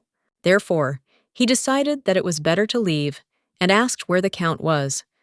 The servant answered that he was probably on the left side of the corridor. The knight thought to himself that he would tell him that he was not feeling well, so he would ask him to understand, and declined. Near the door, he heard Deck shouting why he was being asked to pay for treatment. His interlocutor objected that he had been wounded while trying to protect the count. The young man continued to yell, "How can a knight demand that an aristocrat pay for medical expenses because he only has one broken arm? Let him tell him that if he sees him again, he will not leave it like that." Arnon did not understand whether this was the same person as before, how he could treat the one who protected him like this. All nobles are absolutely the same, so there is no place for a young man among them. Our heroine thought to herself that this incident was described in the novel, which is why he was so nervous when he first came to Crod. Then the girl asked, what about her? Was she really the same in his eyes as they were? Arnon replied that he trusted her because she appeared next to him in difficult times and helped him. Ramil muttered that it turns out that the gentleman trusts everyone who helps him. The guy objected that that's not what she meant. It's just that, usually, instead of helping someone who is experiencing difficulties, people turn away. The girl thought to herself how many bad people he had met in his life, and replied that he should trust the people she trusts. She sees right through people, so she doesn't let unpleasant people near her. But she thought to herself that some of them are annoying, but most are good. The young man exclaimed that he would do everything possible not to ruin her family's reputation. Then the knight suddenly pulled his hand back and asked forgiveness for grabbing it without thinking. The girl thought to herself with disappointment, how can they even increase the progress of their relationship if he doesn't even hold her hand? It seems I'll have to ask the maid for advice again since she knows more about this. After which she jumped up and said that she had one thing to do with Carol, so she needed to go to her. The guy decided that she ran away so quickly precisely because he abruptly grabbed her hand. Who would like that? But why did he feel regret when he had to remove his hand? He wanted to continue holding it further. Then the young man came to his senses and began to drive these thoughts away from himself, since there is nothing good in thinking about such things. We need to think about a tea party at such an event. The main focus is on conversation, and he has absolutely no conversation skills. Will he be able to cope? What if he makes a mistake in front of the guests, or embarrasses himself in some way, for example, by knocking over a cup? Then he remembered the words he had said to the girl, and decided that instead of worrying, it would be better to give it his all. In order to win a battle, you need to know information about the enemy, so you need to find someone who knows about the young ladies among the nobles. Meanwhile, our heroine informed her younger brother that someone was trying to harm Mr. Roel. This is just a guess, but it is clear that the goal is the fall of Arnon. Sibri asked why she was so alarmed suddenly that she should calm down. The girl objected that this was not a joke, but a really dangerous situation. Of course, there will be no threat to their family, but still she is here to say that they must prepare in advance. The young man wondered who dared to mess with the hero of the empire and try to harm him. But it doesn't really matter since his sister is next to him. A person with incredible talent who instills in others a feeling of inferiority. A monster that taunts its opponents with a sword slung over its shoulder and achieves victory. Suddenly, the voice of a servant was heard, who announced that Mr. Roel was asking him for permission to enter. After a positive answer, a young man immediately appeared and asked if he had disturbed him, since he had something to talk to him about. Sibri replied that he had not. After some time, Arnon listened to the stories about all the aristocrats and added to the diary about the last one, Viscount Rion, who is very interested in history. After which, he thanked the young man from the bottom of his heart, since this was very useful information for him. The guy replied that it is natural for family members to help each other. Roel was touched that his wife's younger brother recognized him as a member of his family. The young man added that, to be honest, he did not need to prepare that much, since it was just a public meeting. The knight said that he could not humiliate the dignity of the Crod family with his mistake. Sibri muttered that his mother had long ago destroyed all doubts. Arnon then thanked him for always taking good care of Ermia. The interlocutor replied that taking care of a baby is a natural skill for the second older brother. Mr. Roel is her first elder brother, so it is natural for the little one that he is lower on the list. Therefore, he is the second elder brother. In any case, there is no need to be grateful for this, since he always wanted to have a sister. The guy asked in surprise. But what about Ramil, since she is his sister? The young man became very serious and replied that they were not brother and sister, but complete strangers to each other. Then he realized that he meant that he would like to have a younger daughter. He wants to feel like a brother. The knight asked what the little girl was doing now, since he had not seen her since he came here. The young man replied that he thought she had just gone to take a nap. Don't little children sleep a lot? Meanwhile, the little girl was rushing around the room and thinking about what she should do. She didn't know who to go with today, because it would soon be time for dinner. Suddenly, a maid came into the bedroom and noted that it seemed the baby had been waiting for her. Has she decided with whom she will have dinner today? It seems like yesterday she did it with Sibri. Perhaps today she will dine with the Count and Madame. After all, Ermia has not yet dined with them, and they are waiting for her most of all. When there was no answer, the woman asked if she was comfortable with them. The girl exclaimed that of course she was. The girl just thinks that she will irritate them, so it's better to eat alone today. Suddenly, her older brothers appeared and announced that they had come to eat together. The maid objected that they had eaten together yesterday, but the guy replied, "So what?" The woman replied that then today he could eat with Mr. Roll and with the little lady tomorrow. The young man hissed in what sense Carol noted to herself that they even had the same faces like brother and sister, after which she added that the baby would be having dinner with his parents today. The young man replied that it was okay, then the three of them could go together. Upon seeing the boys, the knight asked if something had happened.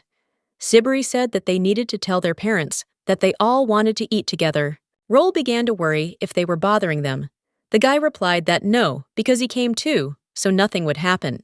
After a short period of time, a knight appeared and said that the madam had refused her son, and that Arnon and Ermia could come in. The young man was taken aback by this turn of events, and muttered in what sense. Then he immediately came to his senses, and said that nothing terrible had happened, that they should not worry about him, and that it should pass. When they left, the young man asked if he was not their biological child, and why they didn't let him in. Meanwhile, our heroine ran to the maid and asked if she had 1 minute for her. The woman immediately interrupted her and asked if she had forgotten that Viscount Orm was still present at the estate. The assistant knew that this would happen. He had come yesterday, but their lady had not even honored him with the opportunity to show her face. Our heroine immediately exclaimed that she had plans to visit him today and abruptly went somewhere, but the maid objected that she was heading in the wrong direction. After a while, she was already asking for forgiveness for being distracted by other things and not visiting him for a long time. The man replied that everything was fine because he had spent his time usefully in such a wonderful place. The Viscount bought goods at the market necessary for the research, and it turned out to be larger than the capital. Plus, goods from the beastmen arrive here much faster. By defeating the monsters, they can easily obtain magic stones. Perhaps with their help, the exploration will go better. It's still a hypothesis, but he believes that the magic stone is absolutely necessary to restore Mr. Roel. The girl noted to herself that he looked confident and said that she would give him as many as he wanted. Her family has been making them for a very long time, so most likely there is definitely something in the warehouse.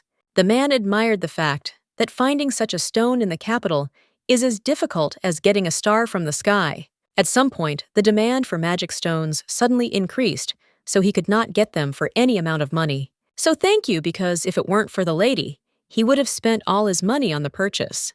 Our heroine handed him some ring and told him to use it instead of money. The man asked why she was giving it to him. Ramil explained that this is a ring with the signet of their family. In this territory, he can buy anything if he has such a ring. When the man began to thank her, she replied that he was trying so hard for the master, so it was nothing. Suddenly, he handed her some kind of package and said that since he and Sir Roll were a couple, she should know about it. Our heroine thought to herself that even if she looked at the research results, she still wouldn't understand anything.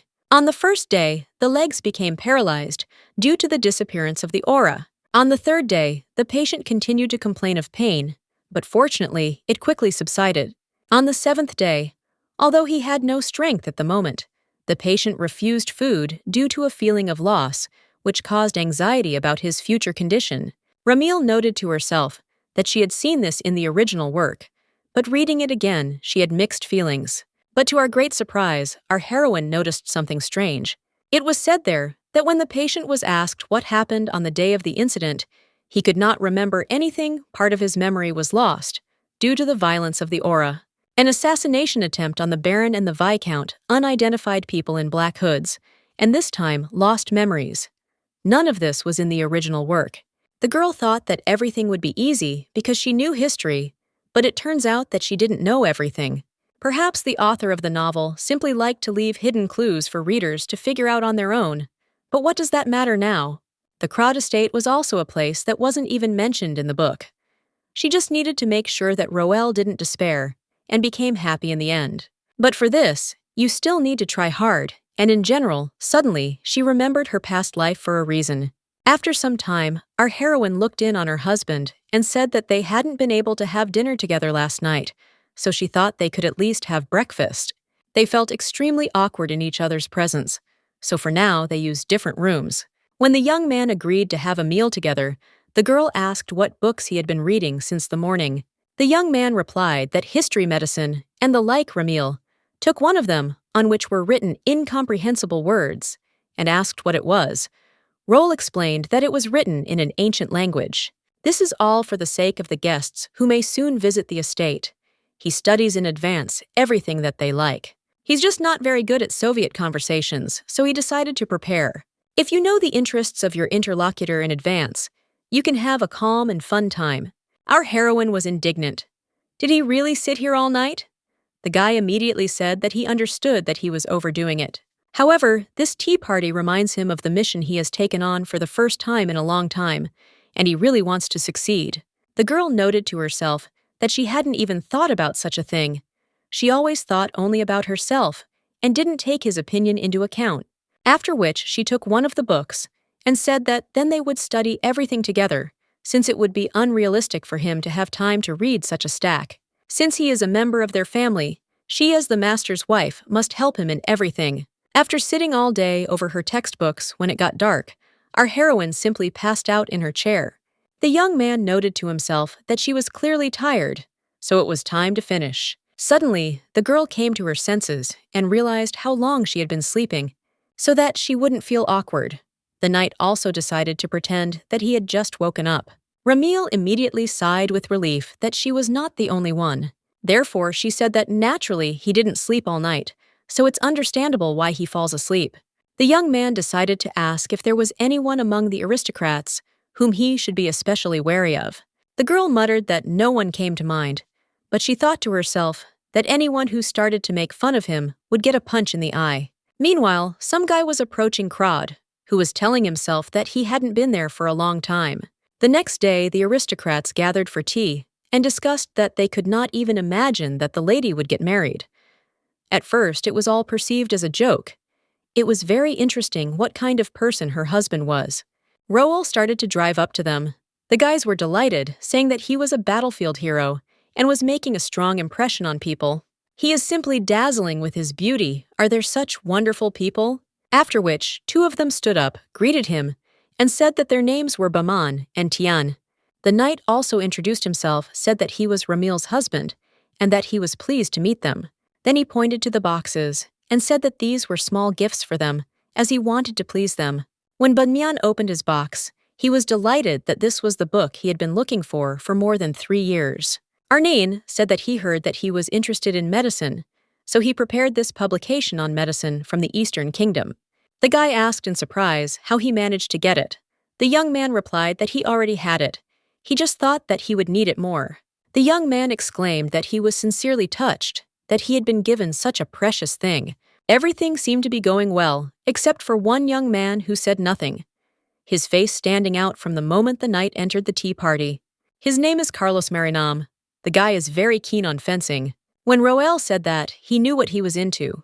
The guy muttered something unintelligible and continued to sit silently. The young man asked if perhaps he had done or said something wrong, but Carlos objected that everything was fine. He just felt a little unwell, so he would go out for a walk for a couple of minutes. Arnin thought to himself that he must have been feeling really bad, since he didn't say anything at all. Maybe he should ask to bring him some medicine. Baman said that there was no need to worry so much. He was probably just feeling sick on the road. But Tian objected that it was unlikely to be related to seasickness. It must be about Lady Ramil. The friend was immediately indignant that he was saying such a thing, but the guy objected that her husband should know about it. Previously, Carlos often visited the girl when there were meetings at the estate, and a few years ago, he began to visit the county alone, each time bringing with him a huge number of gifts. Marinam presented gifts not only to Lady Ramil, but even to all the employees of the mansion. He clearly didn't do all this just for the sake of it, but wanted to attract the girl's attention. When Roel immediately became gloomy, the young man exclaimed that he simply thought it would be useful for him to know it was not out of malice. The young man smiled wryly and replied that everything was fine. Thank you very much for telling him. When everyone had left, the knight thought to himself what a strange feeling this was. He had not heard from the girl about Sir Carlos's courtship. He has a beautiful appearance, is a good swordsman, and moreover is the heir to a count's family. And what can he offer her? The young man has absolutely nothing of this. But it's better not to jump to conclusions. There must be a reason why the girl didn't tell him about it. After all, what kind of relationship is there between them? If they had a special relationship, then most likely he did not have time to propose to her. Carlos standing in the distance, holding some kind of box in his hands. Looking closer, the young man realized that it was nothing other than a wedding ring. After dinner, the guys discussed how Roel had prepared very well and even taken care of their taste preferences. It was simply magnificent, both inside and out. Baman said that if you think about it, Carlos didn't even come to dinner.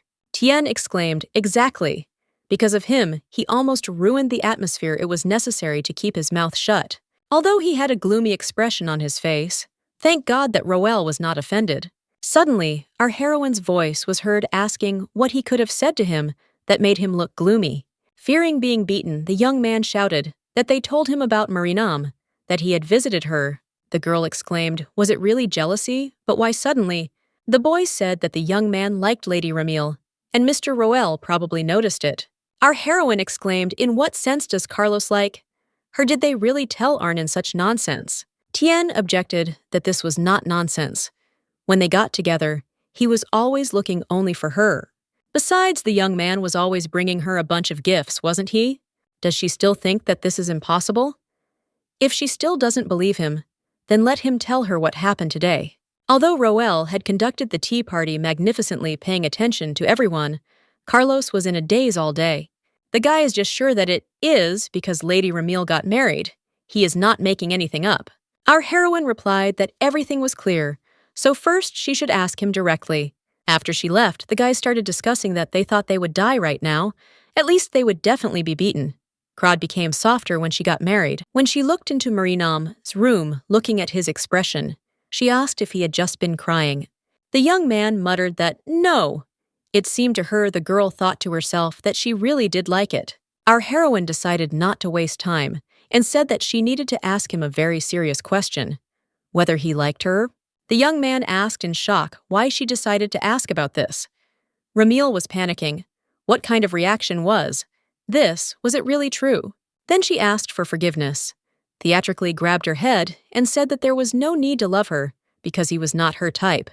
Besides, she was already married, so he should give up. The young man interrupted her and asked if he could ask why she was now talking such nonsense. Crod muttered that she really didn't like it. The guy was indignant that he should have. She wasn't his type at all. The girl exhaled and said that she was very happy, but how dare Tien mislead her? When the young man asked what it was all about, our heroine began to tell him briefly.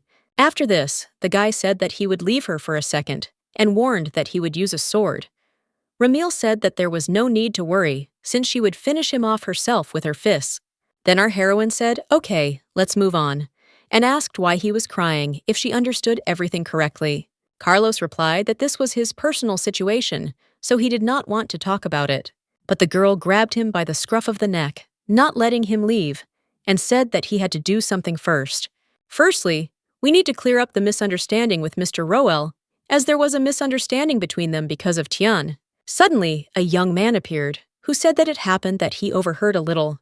Marinam immediately began to tell him that there was nothing between them, and that there were no feelings on his part either, and the girl confirmed this. Arnan asked what kind of ring the gentleman had been holding in his hands on the terrace a little earlier.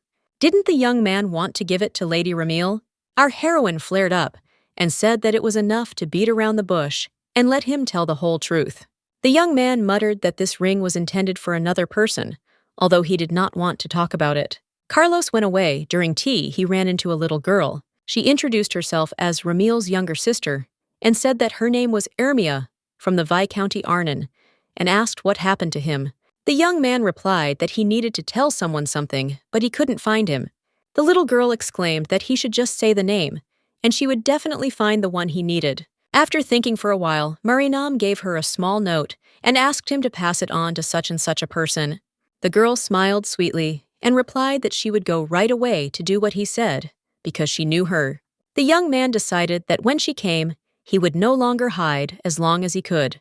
Sometime later, when Carol came to the meeting, he was so happy to see her that he immediately rushed to hug her. The girl started pushing him away from her and asking what he was doing in case someone saw him, after which she added that it was dangerous here, so it was better to go somewhere further away. When they sat down on a bench, the maid asked if they weren't supposed to see each other at the weekend. The guy replied that it was true, but he had a chance to see her today. Carol objected that he could also be caught if he continued in the same spirit. Carlos asked for forgiveness. While the girl was saying that she had actually run away, the guy put a ring on her finger. The assistant exclaimed that it was very unexpected, and the young man said that it suited her very well, after which he added that he was not asking her to marry him immediately or get engaged, but simply to accept him. The girl replied that if he later told her to take it off, she would not do it, so he should know that. So the reason why he visited their mansion so often was because he just wanted to see Carol, and the young man brought such a number of gifts so that he could give something to his beloved.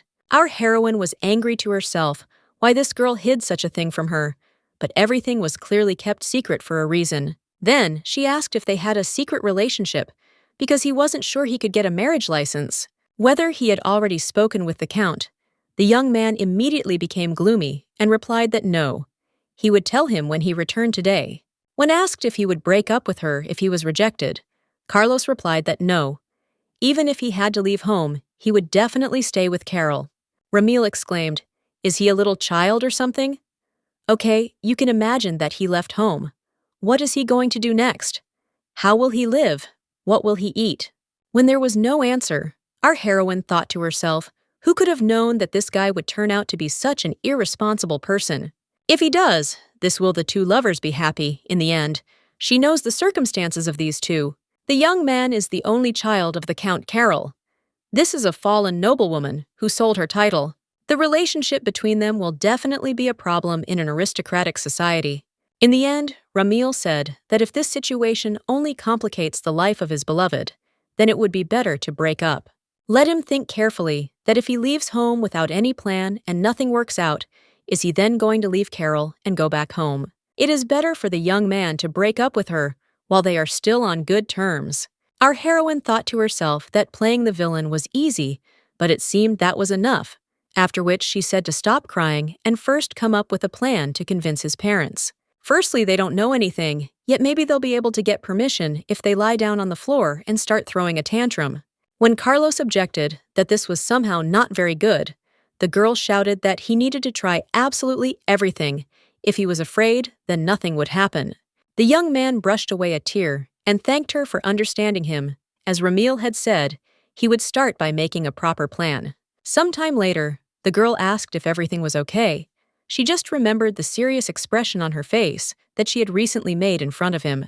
Therefore, she was afraid that his mood might be spoiled because of her. But the guy objected that everything was fine. He shouldn't have interfered in this conversation. Then our heroine stated that he had misunderstood everything, deciding that Mr. Carlos liked her. Why didn't you ask her about this right away? The girl could have at least explained something to him or answered. Roel muttered that he himself did not know, but thought to himself that he was afraid to hear this personally from her. Ramil said that in any case, she has something to tell him. She doesn't brag about it, but she has never dated anyone. Therefore, he has nothing to worry about for sure. In the future, there will be no one who could love her, so there is no need to worry about such things. The young man looked at her and objected that someone would definitely appear, who would love her. The girl is strong and also incredibly caring and beautiful. He is sure that there is someone who admires her from afar. Our heroine did not understand what had just happened. Was it really a confession? But the young man himself came to his senses and said that this was not what he meant. Ramil thought to herself that he was simply talking about her strengths. That's all. If another man had said these words, she would have considered it a confession, so she simply thanked him for his kind words. After a short period of time, they were already near the door of his bedroom. The girl thought to herself that she should have pushed the stroller more slowly. Therefore, she thought perhaps it was worth asking him to talk a little longer.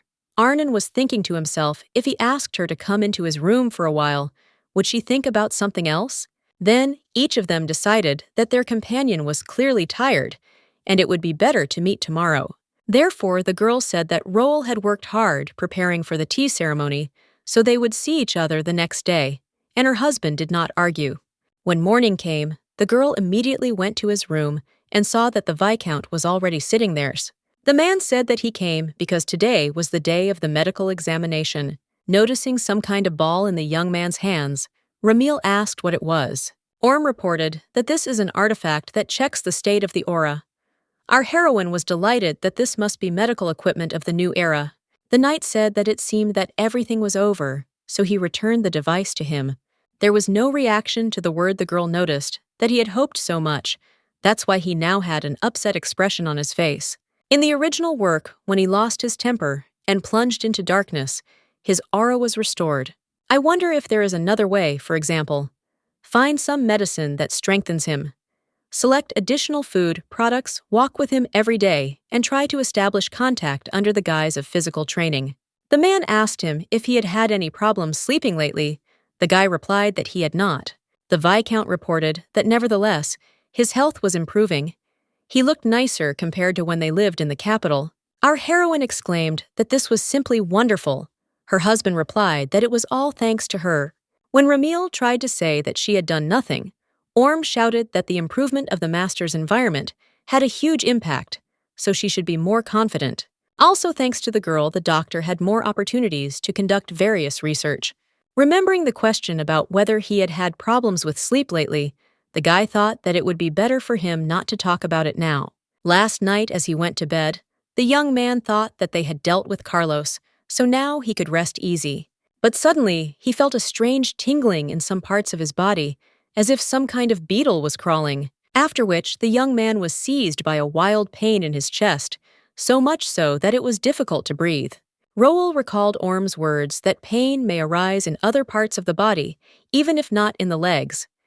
This is a common syndrome in people with paralyzed nerves and sensations. And now this pain has arisen. In any case, it is necessary to call someone for help. But if the gentleman does this, then everyone will start to worry because of him, and he doesn't want that. Therefore, the young man just needs to hold on a little longer, as it should get easier.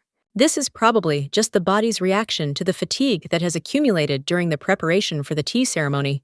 Watching them chatting pleasantly among themselves, the young man was once again convinced that it was better to say nothing.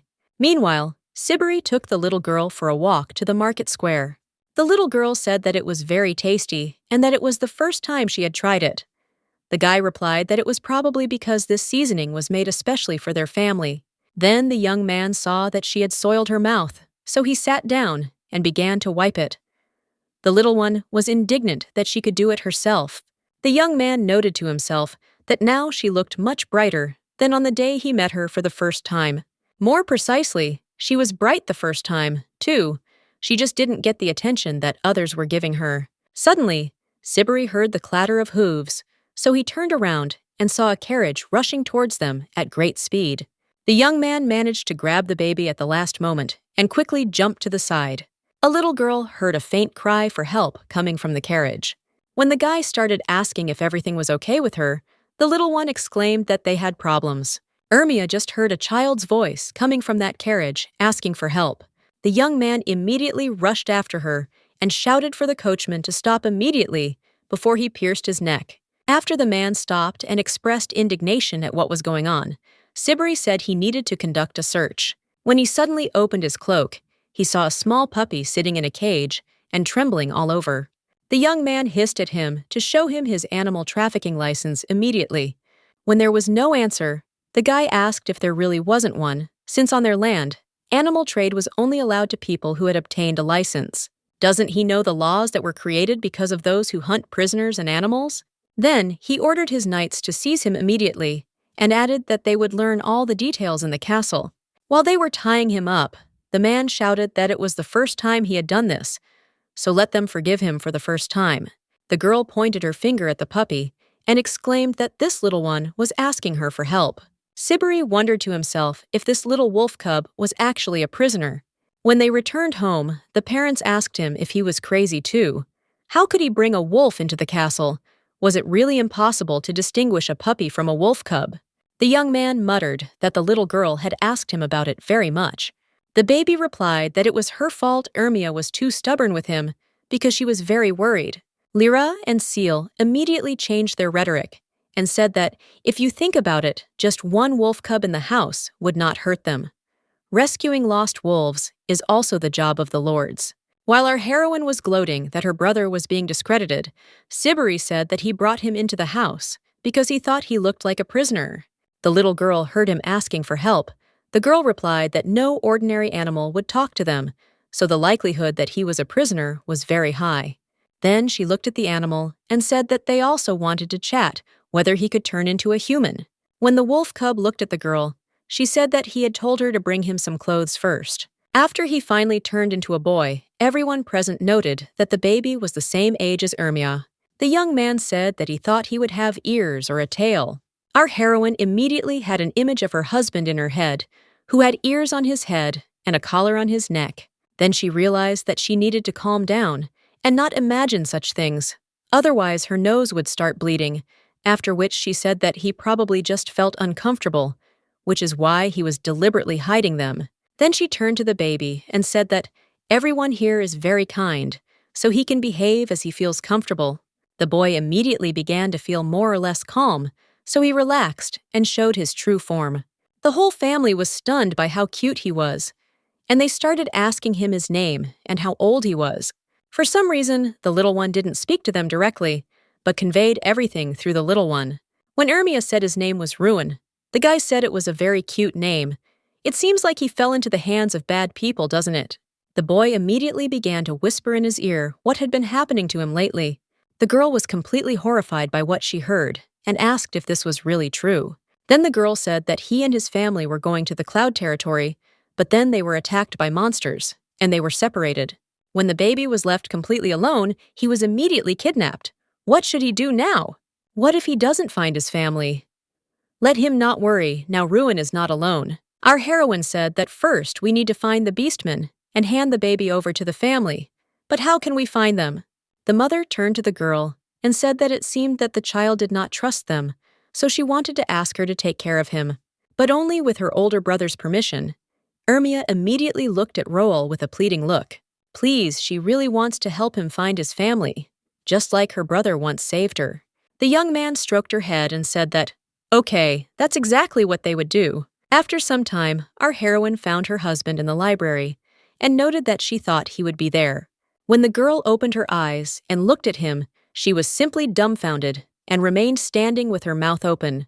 The young man was wearing glasses and asked why she was looking for him.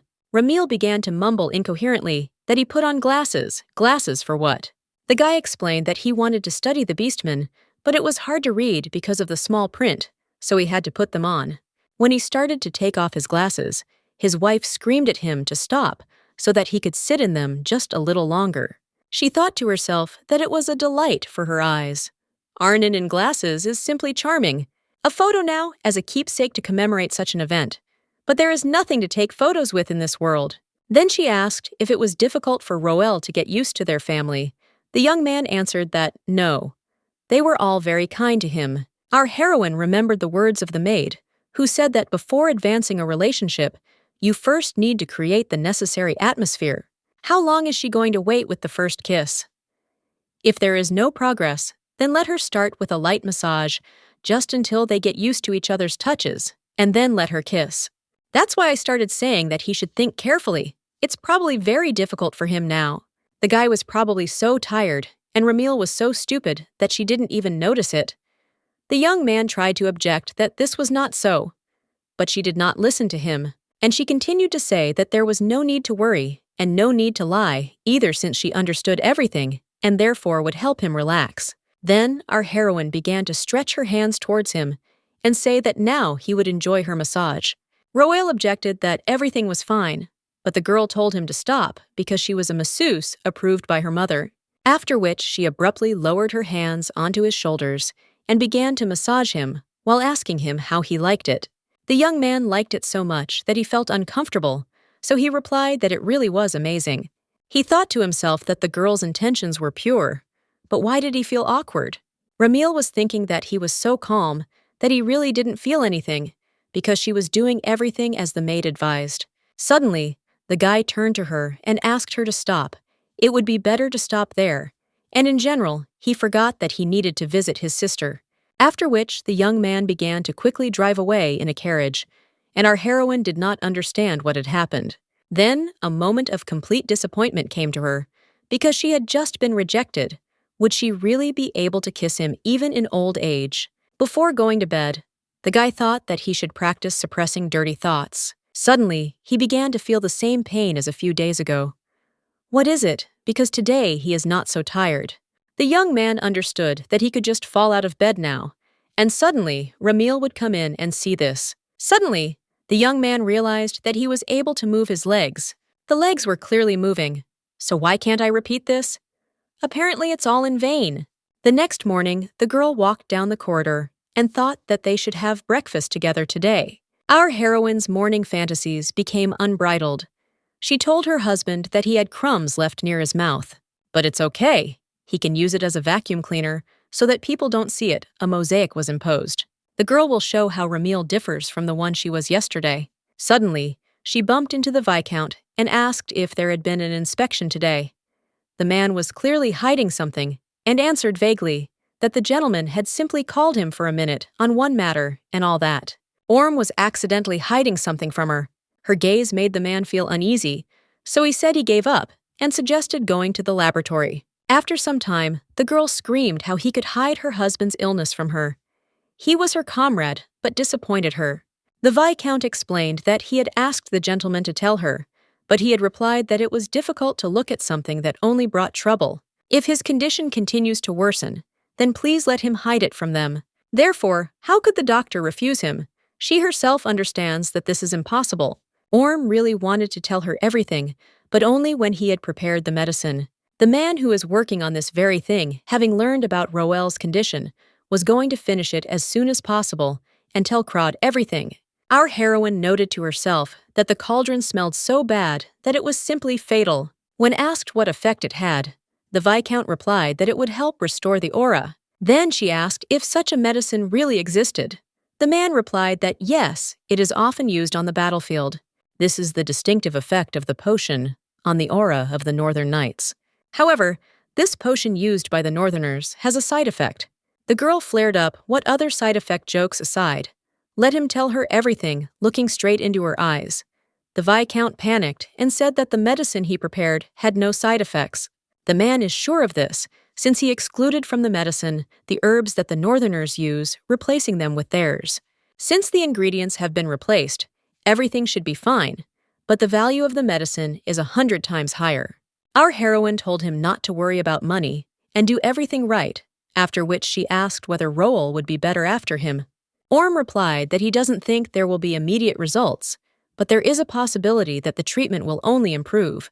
In fact, he wanted to start preparing it while they were still in the capital, but the budget was limited and did not allow for such an opportunity. Although he came to the conclusion that there should be no side effects, the fact remains, so it would be good to test it. The girl asked sternly, meaning to test the man.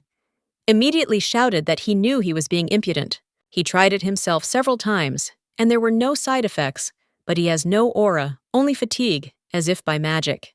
Ramil realized that he needed the owner of the aura. The Viscount replied that yes, they would probably know the result in a month. Our heroine immediately replied that she was in business, so let him give her the medicine. If a man drank it and everything was fine, then everything should be fine with her too. Orm immediately shouted that it was time to begin the experiment. He wanted to see the results of his work as quickly as possible. Crod noted to herself that it looked disgusting and was impossible to drink, which made her confidence sink, but she wasn't. When she muttered that it looked like vomit, the man exclaimed that if the medicine was bitter, it meant it was good quality. While the girl was whining that she was dying, Orm said that most likely after this, there would be no changes. Well, if something goes wrong, let her tell him. Ramil whispered that she needed candy to kill this bitterness. When he added that he was expecting her tomorrow for the second stage of testing, the girl asked that perhaps he should involve someone else in this experience. Meanwhile, Seal asked why she was looking at the sky, if something had happened. Lyra replied that it had just been clear, but suddenly, lightning struck. A week later, our heroine was pushing a trolley with a potion and snacks, and the maid said that there was more snack than medicine itself. The girl replied that her husband needed a lot of the mixture, so she took care of it. Carol asked if she had left any candy for others. Ramil replied that the young man was her family. That was more important to him. Now the assistant exclaimed that her words sent goosebumps down her spine. Crod added that her father and mother probably took care of this in advance, because her father also loves desserts. In any case, the young man still comes first for her.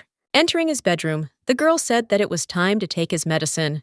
This is something new that the Viscount has prepared. He learned about it thanks to the Northerners. It strengthens the aura and needs to be drunk once a day, so she believes in it. The young man looked at the potion and said that he would definitely drink it, but a little later. But our heroine objected that she had to be convinced of this, so let her drink it now while she was here. Looking at his miserable appearance, Ramil noted that who would have thought that the cruel Roel would behave like a bun. Therefore, she asked if he knew how much a cup of medicine cost. This is the resident's expenses for a year. But if he does not drink it, then all their work will be in vain. Does he want this? The young man asked for forgiveness, as he did not know this, after which he immediately drank it all in one gulp. Just like our heroine, he immediately developed a gag reflex, after which she handed him a candy and told him to eat it as quickly as possible. The young man involuntarily grabbed her hand and asked for forgiveness, since the taste was very bitter even after the candy. When asked how he was feeling now, the guy replied that it seemed like nothing special had happened. When the girl exhaled and said that it was good, Roll asked if she had taken this medicine. Our heroine replied that the test was completed a week ago, but more people were needed for the trial. Therefore, their entire family was involved in the experiment on this medicine. Arnian muttered that they tried so hard and he didn't even know about it. Ramil apologized for hiding it from him. She thought that if he found out about it, he would be against it. When the guy tried to answer something, she interrupted him and said that the experiment was for his own good, which is why she didn't tell him. Suddenly, he said that he was upset because the girl did not take care of herself and did everything for him. But the young man is very grateful to her and her family, so he will try his best to recover. Our heroine thought to herself that if it were Roel from the past, he would continue to push his line about what was burdening everyone. Perhaps they became a little closer. Meanwhile, Ermia and Siberi watched the boy who stood near the window and prayed. The little girl sighed heavily and said that even though he had promised to go to bed early, she still looked out the window. The guy explained that the little girl was simply very worried about her family. The girl came up to him and said that his family would be fine. She knew that the beastmen were very strong. The kid asked then why they hadn't found him yet. Maybe they had simply forgotten about him. Even Ermia couldn't know the answer to that question. The girl exclaimed that the forest was simply very big. That's why they hadn't reached it yet. So she should go to bed. Suddenly, they would arrive at dawn. Now let him close his eyes tightly and believe her that everything will be all right. Then the little girl took his hand and said that she wanted to pray for his parents to return as soon as possible, and that he please not take them away as he did with hers. The young man thought to himself that even though it was late, he should start looking for Ruin's parents himself. Some time later, during tea, the Viscount asked how the guy was feeling today. Roll replied that, to be honest, after taking the medicine a few days ago, he felt pain that began to appear more frequently. The man clarified whether he meant that the old pain had returned again. The young man objected that no, it would be weak but frequent, so there was no need to pay attention to it. Orm asked if this meant that the pain was decreasing. Arnon replied that it was, and very much so. The Viscount did not understand whether he should pay attention to these frequent pains, or whether he should say that the situation had become even worse without taking into account that the pains had weakened but had become more frequent. After which, he stated that they had two options. First of all, they needed to reduce the amount of pain, and to do this, they would reduce the dose of the medication. The young man muttered that it turned out that it was still necessary to take the mixture. Orm replied that it was just his guess, but he thought he should reduce the portion. The knight replied that he would continue to accept it, as he did not think he was ready to give up right now. It may sound stupid, but he believes that the increased pain will have its effect. When asked what prompted him to think this way, the guy replied that nothing special, just his intuition. Once he almost lost when he followed the plan, but following his intuition, he won the fight. The man noted to himself that since this was the intuition of a war hero, it was better for him to remain silent and do as he wanted. Ramil was going. Looking at his stunned expression, the doctor added that he didn't know all the details. It was just his interest. It seemed they had become very close, but there were moments that were upsetting. Orm says all this just in case, since there is no guarantee that the favor of other people can last forever. What does favor giving or receiving something forever mean to him? Meanwhile, the maid was thinking that she needed to write a reply letter to Carlos, but she was very tired. While the lady is busy with plus books, you can try to get some sleep. But in front of her door, she saw a young man, and noted to herself that she was going to take advantage of the moment and take a little nap. And then she asked if he had arrived to the lady whether she needed to be informed of his arrival.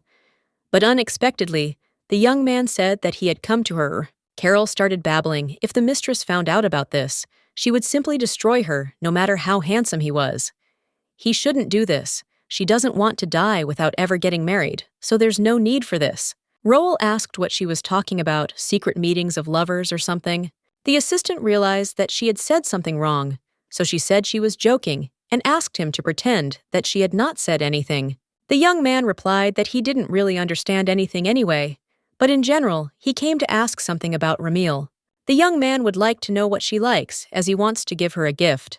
The girl exhaled that he came to talk about her, and began to say that what our heroine likes is definitely sexual, but she stopped abruptly and did not finish the word.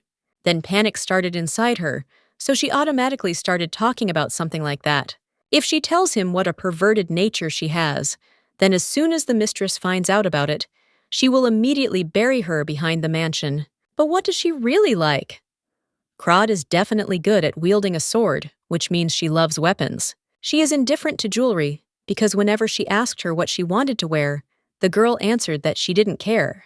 But she will clearly like everything that the young man gives, because it is not the content that is important, but who the gift is from. That's why she answered that the girl would be delighted with any gift that Roel would give her. The main thing is not the content, but that it is given from the heart. Let him imagine that the lady is giving him a gift, so that he will then feel it. The young man immediately thanked her for the advice, and said that it was worth thinking carefully about this issue. Before he had gone far, the maid called out that she thought a gift made with her own hands would carry more weight. What was sincerely done by himself, Arnon replied that he was not very good at this, but he would try. Roel wanted to tell her what the gift would be, how she would survive until next week. After some time, the young man noted that as he thought it was easier to work in silence, the girl handed him the key to her office and said that he could use it as much as he wanted.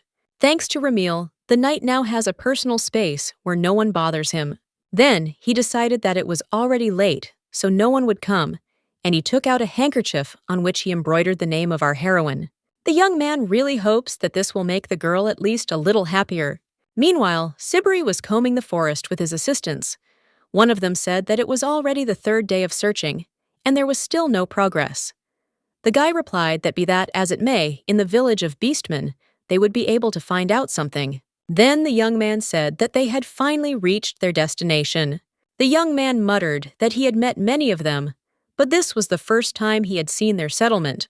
Without thinking twice, Sibri simply jumped down so as not to look for a way around. The boys shouted that it didn't matter how urgent the matter was. How could he have abandoned them? How exactly were they supposed to get down now? The young man rolled his eyes and replied that he could do it on his own. How else could he do it? When he knocked on one of the doors, a girl opened it and asked what had happened. After she saw the man, she was taken aback that he had appeared in their village. The guy said that he was looking for someone, so he wanted to ask for help whether she had by any chance seen a gray werewolf recently. A local resident replied that she had seen two of them a couple of days ago. They had definitely come to their settlement. The young man asked what brought them here, if she knew where they were. Now the girl replied that it seemed they said that they were looking for their son. The werewolves said that they had fought monsters, but then their child suddenly disappeared. Sibri noted to himself that Ruin had told exactly the same story. When asked if she knew where they were going, a local resident said that it seemed to be to the northwest. The guy muttered that this place was simply teeming with otherworldly creatures. The girl said that they tried to dissuade them from going there, but the guys insisted that their son had definitely fallen into the clutches of monsters, and the young man thanked her for her help. When he finished speaking, his knights arrived just in time, muttering breathlessly that they would simply die now. The gentleman reported that the investigation is complete. Now they have two options and let them choose. Either one will run for help while everyone else waits in the village, or they collect their thoughts and head northwest on their own. The guys thought to themselves that this place was simply teeming with monsters. Would they be able to cope, or did he want them dead? After which, one of them asked what in fact was the reason for such a hurry. The guy replied that he felt sorry for the baby who had lost his parents. They were the inhabitants of their lands, so they should help them. He's not exactly sure, but according to the boy, his family wanted to move and settle on their lands. Otherwise, there would be no other reason to take such a risk by crossing the border, since only the crowd are kind to the beastmen. As far as they know, it is the Count's duty to protect the territories and its inhabitants. That is why he is in such a hurry. So which option will help them find the Ruin family faster? The boys muttered, as if they had no other choice but to go to the mountains. Meanwhile, after the battle with the monsters, the woman told Rubel that everything would be fine. Their son was definitely alive. The man replied that he knew. The girl asked him why he felt sorry for himself if he knew. The young man replied that he was simply afraid for him. The wife hugged the young man and said that everything would be fine. There was no need to worry so much. Suddenly, they heard some rustling behind them. It was footsteps and the smell of a person. The woman screamed, "Who is it? If it is a man, then let him show himself immediately." When a silhouette began to appear in the distance, and the boys saw that he had a sword, they realized that it was a knight. The girl immediately took a defensive position and began to growl loudly. But it turned out to be Sibri, who asked if they were by any chance Ruin's parents. The woman looked at him in shock and asked if he really knew their child. The young man said his name was Sibri Crade. The boy has recently been under county protection. The boys were shocked that their child was in his estate and asked what he was doing there.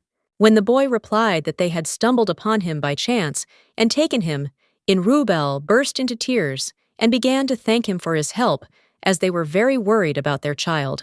The young man asked if they were the only werewolves here. The girl replied that no. Let him wait a little, and she would call her relatives.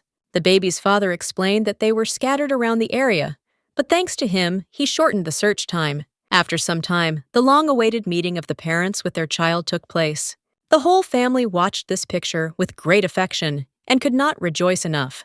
Ramil attacked her brother and said that he was simply a handsome man. He tried so hard and reunited the family. The guy asked her to stop behaving like that in front of the guests. "One baklava is enough." The girl exclaimed, "Who was this one so embarrassed because of a compliment from her sister?" "Here's another hot kiss," the young man yelled for her to take her lips away from his face. The father declared that on this occasion, he proposed to arrange a grand dinner. Now that the family is back together, it's time to celebrate, so it's time to move to the dining room. During the meal, the man asked if he could find out why they had decided to go to Krod. The girl replied that the situation in the kingdom of Mornin had become more complicated with the arrival of the new queen. She tried to oust Princess Rayari and make her son crown prince. Therefore, the nobles from the faction of the deceased queen and the current one are at odds with each other.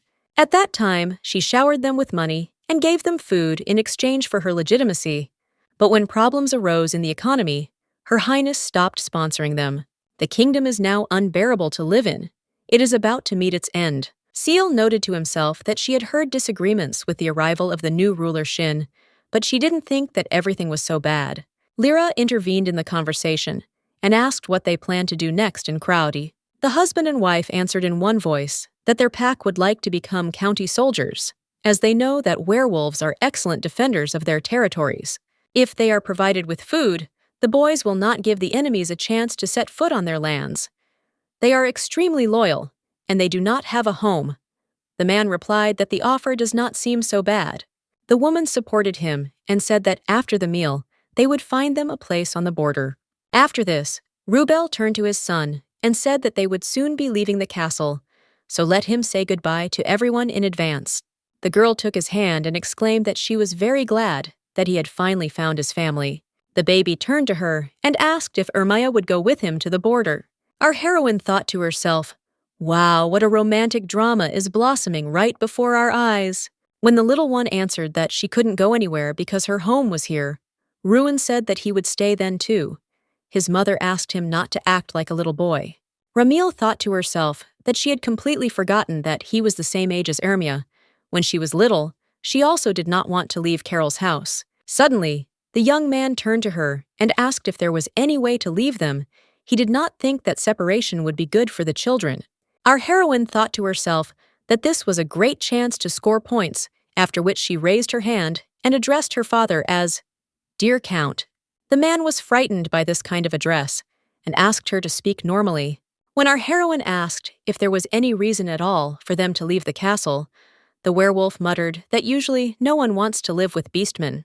The woman said that there was no need to worry, their subjects were not like that. They all lived in harmony with the beastmen.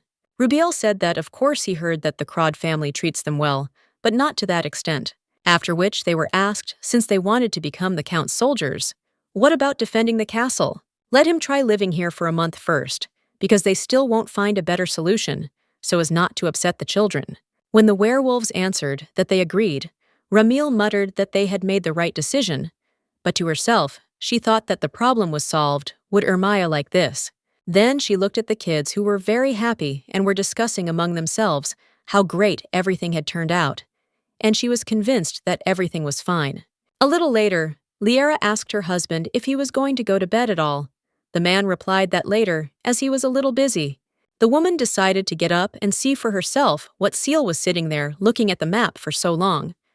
Perhaps he wanted to expand his territory. The Count said that there was a small piece of land between the kingdom of Mornin and Crod. For some reason, he suddenly wanted to take possession of it. The she-wolf said that the soldiers on the border had stopped receiving their salaries, and if there was chaos inside, there would be chaos outside too, which meant these lands could be easily acquired. Lyra asked if he was going to go into battle right now. Her husband replied that of course not. The woman looked at him sternly and asked if he was lying. Seal exclaimed that no. First he needed to restore his son-in-law's health. The wife replied that that was it, so he should finish and go rest. Meanwhile, Lady Ryari was informed that Her Majesty the Queen was waiting for the girl in the garden and that she should hurry. When the princess asked for help combing her hair, the maid slammed the door and left. On the way, the girl thought that no one in this estate listens to her or obeys her. After Piari entered the greenhouse, the queen immediately hissed that she was late, but let her meet the princess of the empire, Antonia. The girl greeted her, but did not understand at all why she was there. Behind her stood only one knight, who was dressed quite simply. It turns out that she is secretly visiting Marnon.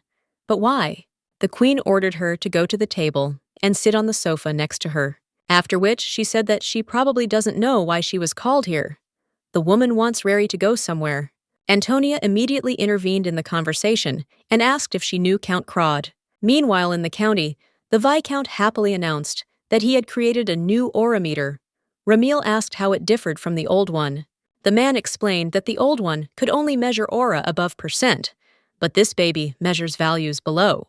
Our heroine thought to herself that if this time he doesn't count even a drop of Roll's aura, then her sweet bun will be very upset. Orm said that the principle of its operation is exactly the same, so let him just relax and hold it in his hand.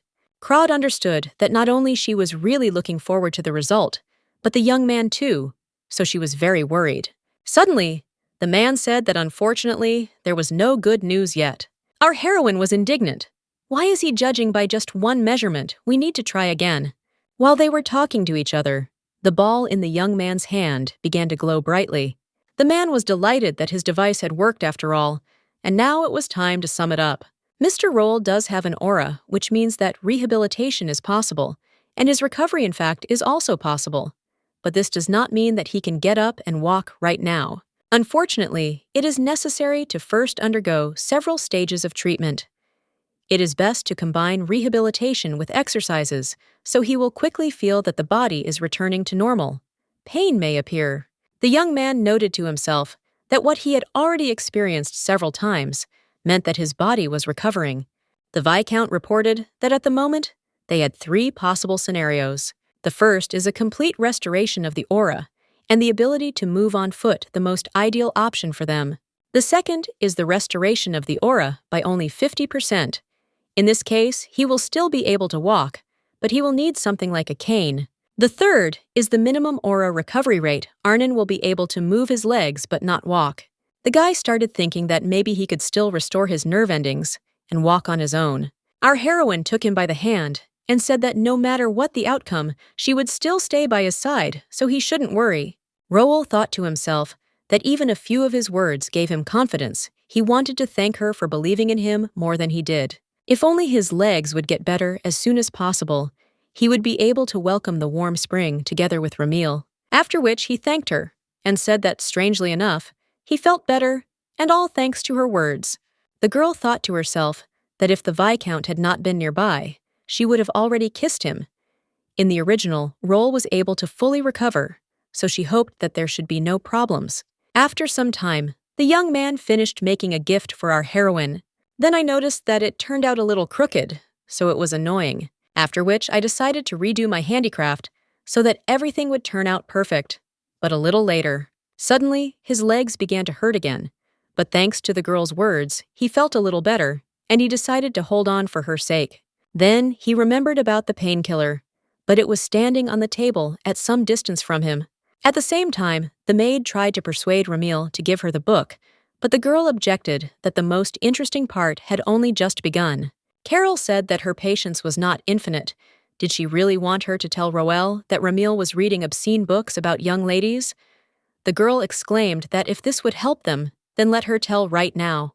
Suddenly, our heroine began to feel very anxious and realized that something had happened to her sweet bun.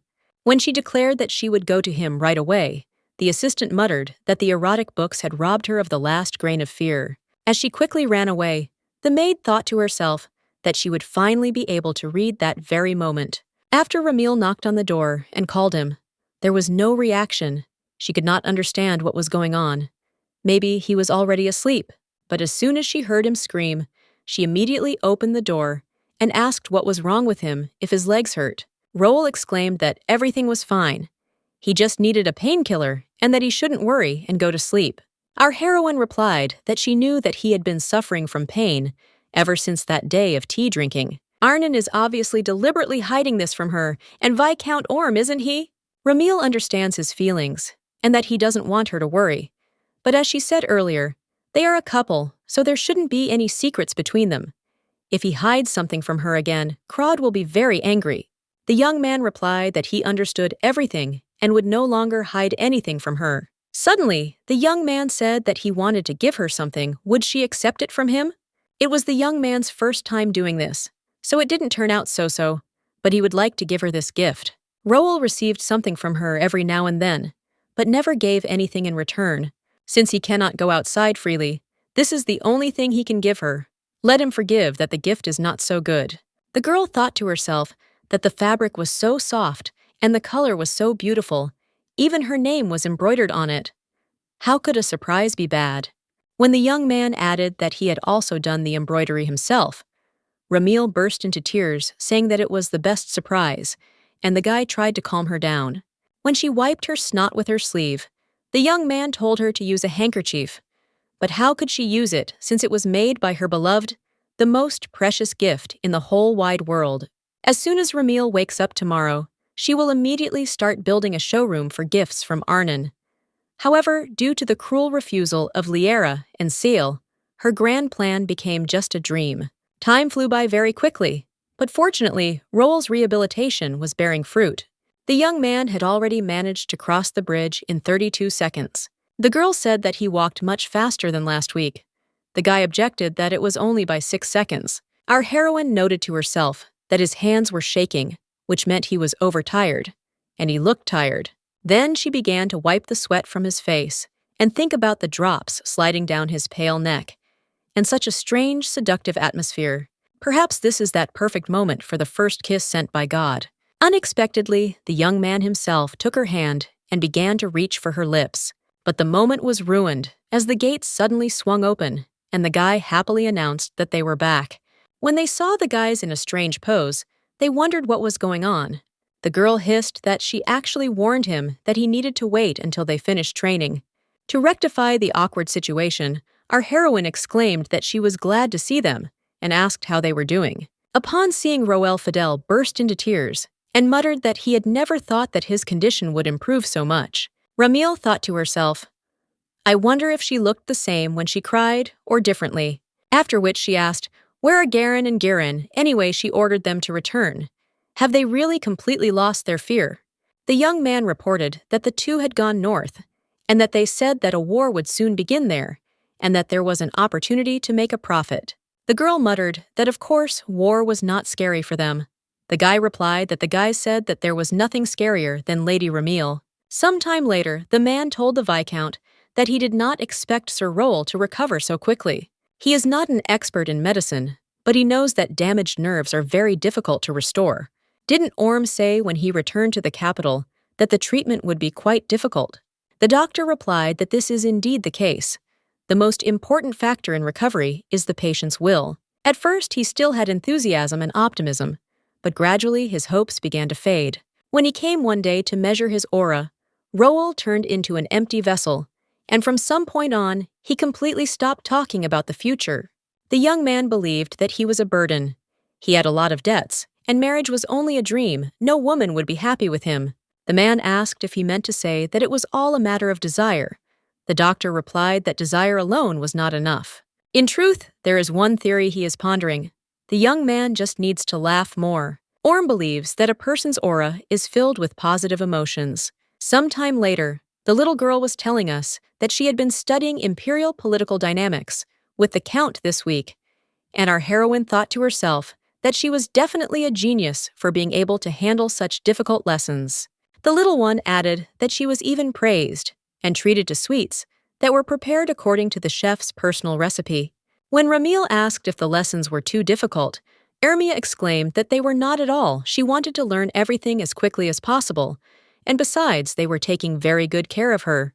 The guy stroked her head and said that she was a great girl, but he thought to himself that when they lived in the capital, he was very inattentive. The girl could have learned everything long ago. They were very lucky to get into the Crod family. The sister noticed that Roel did not take his eyes off Ramil and said that they had accumulated a lot of questions, so she and the boy would go and let them eat together. After which she grabbed the baby by the hand and began to pull him out of the room, telling him to move. The knight noted that they had a great passion for learning the girl was reborn, which did not seem like Rune had it either. The young man stood up and said that in that case, it was worth listening to Ermias and going to eat. On the way, our heroine said that everything seemed so strange. Arnon clarified what exactly. The girl replied that when they first met, he turned her down. Who would have thought that everything would turn out like this? The young man immediately said that he was very sorry, but Ramil objected that there was no need to apologize. If he had immediately agreed, she would have felt awkward. The main thing is that everything ended well, because that's the most important thing. The young man replied that he sometimes wondered what would have happened if he had never accepted the offer. Crod thought to herself that if this had not happened, the family that Roel cared for as well as himself would have disappeared from the pages of this world. As in the original story, Arnon would have lost his mansion and would have been left on the streets.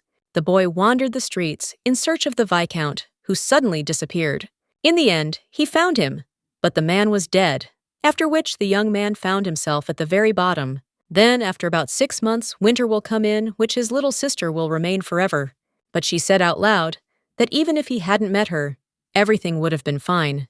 The young man replied that he believed that he would not be as happy as he was at the moment, after which Roll came to his senses and said that it was time to finally go and eat. On the way, the guys discussed that they would then continue their rehabilitation. Meanwhile, the Viscount grabbed his head and said that the research had reached a dead end. The assistant did not understand what the problem was, because Arnain had already started walking. Orm explained that in order to be completely cured, it is necessary to use the magic stone correctly. The guy asked if he really thought they were useful in medicine, since in fact they were dangerous for people. Doesn't the doctor know that they are only good for creating artifacts? The Viscount reported that he had found records of the cleansing of magical stones. The man muttered that if one thinks logically, the purified ones should be safe for people. Only a first-class magician can clearly do this. But where can one be found? Orm replied that he had met such people, but they all insisted that they were not able to make something like that. These notes were left behind by a famous physician from the Kingdom of Mornin.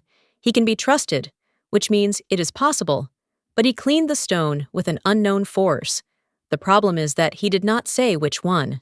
And the man himself has no idea how to cleanse the stone, which even magic could not master.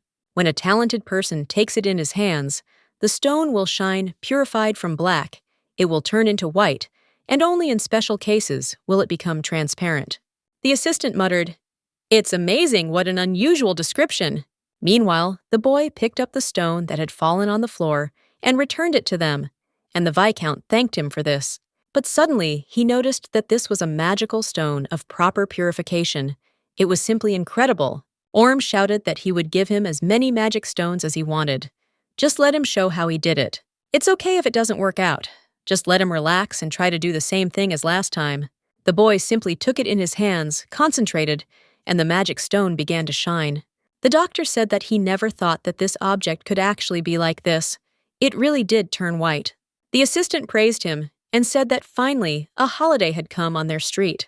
The man, however, became hysterical due to nerves and joy, so he simply laughed out loud. The young man looked into their office and said that it was already time for dinner, and they were still busy with something there. But a strange picture appeared before his eyes.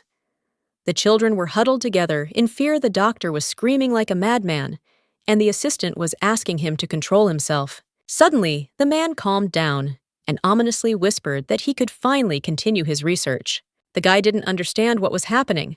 Why he was smiling, like that were all scientists so crazy? Or was the research too complicated? When the children saw him, they immediately rushed to hug him, sobbing. Roel asked, "What was going on here?" The assistant was just about to start explaining, but didn't have time. Suddenly, the Viscount's voice was heard exclaiming that his patient had arrived, and he had been waiting for him. Thanks to the werewolf child, they now have a way to cure him. And exactly everything should work out with this magic stone, which is purified by the forces of Ruan. This child is their hope. The young man was so taken aback by what he heard that he did not even know what to say. A few days later, when everyone was gathered, our heroine thought to herself that she didn't expect her mother to come because she thought that after that examination, she wouldn't show her face here. Orm began to tell that he first met with the boy's parents. Purification is either a unique ability of the Beastman, or it is not connected with it in any way. But it turned out that none of them knew about the power of purification. In fact, no one had ever done it. Ramil thought to herself that if every pack had the ability to cleanse magic stones, then the rumor would have spread long ago. There was no mention of purification anywhere, and there was not a single line in the original work either. Roel asked what to do next. The man said that he had called them here to tell them something. This medicine is made from the previous potion, and a magic stone it is able to restore the destroyed core of the heart. Ramil asked about side effects. The doctor answered that there are none as such, but problems may arise at the beginning of treatment. The medicine made from magic stones is much more powerful. Its elements will clash with the remnants of Arnin's aura, so it can be very painful. Crod noted to herself that his face was practically glowing. Was he really that happy that the aura could be restored? But still, she should prepare for anything. Therefore, I asked her to please tell me everything about the possible side effects. Orm said that she compared the supposed symptoms with those currently present. Firstly, some part of the body may become paralyzed, since he will have to constantly expend stamina and aura. He will often want to eat and drink purely hypothetically. While walking, his legs may suddenly give out, and there is also a small risk of cramps in his sleep. Our heroine thought to herself, how can this be called a cure? If everything continues like this, then he will not be able to walk for the rest of his life. The woman said that after taking the medicine, they would have to deal with its side effects. It seems that it would be better for her to look after her husband herself, so it is necessary to divide the room between the two. It dawned on Ramil that she was hinting at a life together. Could she really hold his hand all night? The long-awaited moment had finally arrived. But suddenly, the guy objected that maybe it was worth just stopping at regular visits. Lyra said that if something happened to his body, help would not always come at that very second, whether he thought about it or not. The young man muttered that it seemed to him that all this would be useless. Our heroine looked at him and told him to speak honestly. He just doesn't want to share a room with her, does he? The young man exclaimed that that's not what he meant. He is simply very ashamed to show his weaknesses to Ramil. The girl was touched by this, and she asked if he had forgotten what Crod had told him last time. They can show each other their weak sides, because they are a couple, and there should be no secrets between them. After thinking for a while, the young man asked her in that case to take care of him from now on. After some time that very moment came. The doctor said that since he was taking the medicine for the first time, half a bottle would be enough. The girl asked if it was okay that they hadn't done any testing. Orm replied that this drug is for restoring the nucleus. If they test it on people with an intact nucleus, they won't get any results. Our heroine noted to herself that she was very worried, although she understood that Roel was even more worried. The young man thought to himself how much it would hurt this time, but then decided that now was not the time to whine. This was all for Ramil. The young man then immediately began taking the medicine and noted to himself that it tasted like just ordinary water. But literally, a moment later, he was struck by terrible pain. Our heroine immediately began to ask if everything was okay. The doctor said that he understood that he was in a lot of pain now, but he had to let everyone know how he felt. The young man replied that his legs felt like they had turned to stone and were very painful. When asked if anything else hurt, the guy replied that the same thing was happening with his hands. The girl immediately took his hand and began to mentally ask that it at least not hurt so much. She felt bad because she could only stand and watch. The young man looked at her and said that thanks to her, he could endure this pain, so she would not look at him with such eyes. After these words, the guy simply fell and lost consciousness, and Ramil asked him to come to his senses. The man stated that as he thought the time had come, our heroine asked what he was even talking about. He needed to be saved. Orm exclaimed that he had completely forgotten to warn him. He thought it was difficult to bear the sharp pains while remaining conscious, so he mixed the medicine with a sleeping pill. He wanted the guy to fall asleep right away, but if he overdid the dose, the sleeping pill would greatly dilute the ingredients of the drug, after which he muttered, "Is she really crying?" Crod exclaimed that she thought he died from pain. The Viscount asked her for forgiveness and told her to leave the care to him and let her rest. The girl objected that everything was fine. When she got tired, she would rest. It would be better if the professor went and rested. If he overworked himself, then who would make the medicine for her husband? He spent the whole night making it so he could barely keep his eyes open. If he refused, she would knock him out herself. The man replied that he understood everything. Then he would take a little rest, if anything. He would be in the laboratory, let him call if anything happened. Taking a look at the young man, our heroine could not understand when he had managed to sweat so much. It is urgently necessary to wipe his face with something. It will not be a big deal if he looks into his drawer. There, she saw a large number of unfinished handkerchiefs on which he tried to embroider her name. The next morning when Roel came to, he saw Ramil next to him and asked if she hadn't slept all night. The girl replied that she had taken a short nap and asked how he was feeling. How his legs were, the young man replied that everything was fine. He felt much better than yesterday. As for the core, she can't say anything for sure. Yet Crod thought that maybe half a bottle wasn't enough. After which, she said that it was unrealistic to recover at once. If she takes the medicine constantly, she will recover quickly. She needs to go away for a short while on business, and will be back around lunchtime. As he watched her go, the guy thought that he hoped she hadn't overdone it. After our heroine came to her room, she immediately fell onto the bed and told the maid that she would take a little nap, and that she should wake her up for dinner. When Carol asked if she had really decided to go to bed in the middle of the day again, Ramil replied that she had actually not slept a wink all night and had been monitoring Arnin's condition. The assistant asked if he would think it was weird.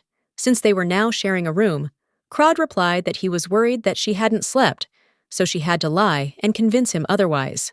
The maid asked why she didn't just tell the truth. She always hides everything. The girl objected that it was immediately obvious that Carol doesn't think about her feelings. Then she asked if she remembered the play, The White Flower Growing in the Temple, which Ramil had recently gone to.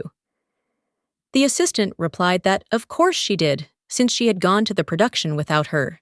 The girl continued that at that time, she thought that she could care for a sick person like the main character, but now she understands that reality is completely different. It is quite difficult to watch a young man endure pain while hiding it from his wife. Now it would be better to rest, although perhaps he felt uncomfortable in her presence. I wish it would all be over when she wakes up. Ramil really hopes that it will be so. 3 weeks have passed since then, and there has been no effect. At this rate, he may stop walking altogether. His condition is worse than it was. The girl's brother approached her and told her not to wander around the mansion, but to go to her room, since at such moments it was pitiful to look at her. Our heroine got furious and screamed that he was annoying her and that he shouldn't touch her at all, after which she tried to hit her. When she finally succeeded, the young man exclaimed that it actually hurt him. Why was she waving her fists? Ramil asked him for forgiveness. When leaving, the guy thought that she was somehow sick, and Krod thought to herself that she was feeling really bad, so she was taking it out on everyone. The young man's first sad memory was in childhood. The man asked where the boy was from. The knight explained that he lost his parents during the evacuation of residents. The interlocutor said that he could not be left alone, so they would take him with them. He will stay with them until his parents show up. Food is not free, so let him give him some work. Over time, they began to teach him how to use a sword. The man was told to concentrate, and every time he struck his posture should remain straight. Then he added that when the war was over, they would head to the capital, whether he wanted to go with them. Talent like his is hard to come by, so he shouldn't worry, they won't abandon him. After one of the battles, the young man shouted out the name of the commander and tried to find him, but he did not answer. After some time, the guys were discussing that they say that all the mercenaries were killed in this war. They were lucky to survive because they stayed in the rear, but the Flash Knights were ambushed and killed. Roel experienced despair twice when he was left alone, so he decided to become a volunteer. He was told that training would begin tomorrow, so he should not be late, and if he got hurt, they would not abandon him. Arnin thought to himself that he would study diligently and would definitely avenge his commander. Initially, there was a desire to avenge my parents and mercenaries, but gradually it lost all meaning. The young man has already destroyed countless numbers of enemies. One day a baby was brought to him, and they told him that she was the only survivor what to do, starting with Ermia, who found herself in a similar situation as he. He began to have more and more dear people, and life began to flow in full swing. Thus, the young man had a reason to live and fight, protecting his loved ones. But suddenly, everything collapsed when the boy lost the ability to walk. He was expressed great gratitude for his work, but was told that Roel could no longer be the commander of the knights.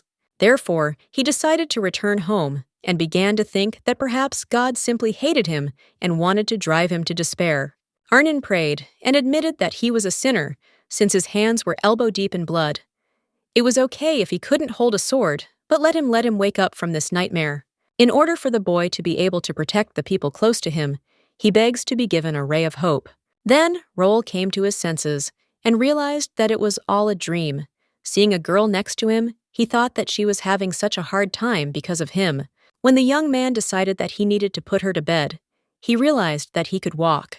It dawned on the young man that the experiment had been successful, and now the aura was with him again.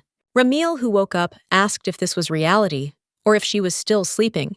Looking at himself, the guy replied that he also wanted to know whether this was a dream or reality. Our heroine immediately pinched her cheek and screamed in pain, saying that this was definitely not a dream. So her husband is on the mend. After all, the guy replied that, yes, he really doesn't know if he's completely cured. The girl was very happy, rushed to hug him, and congratulate him on this.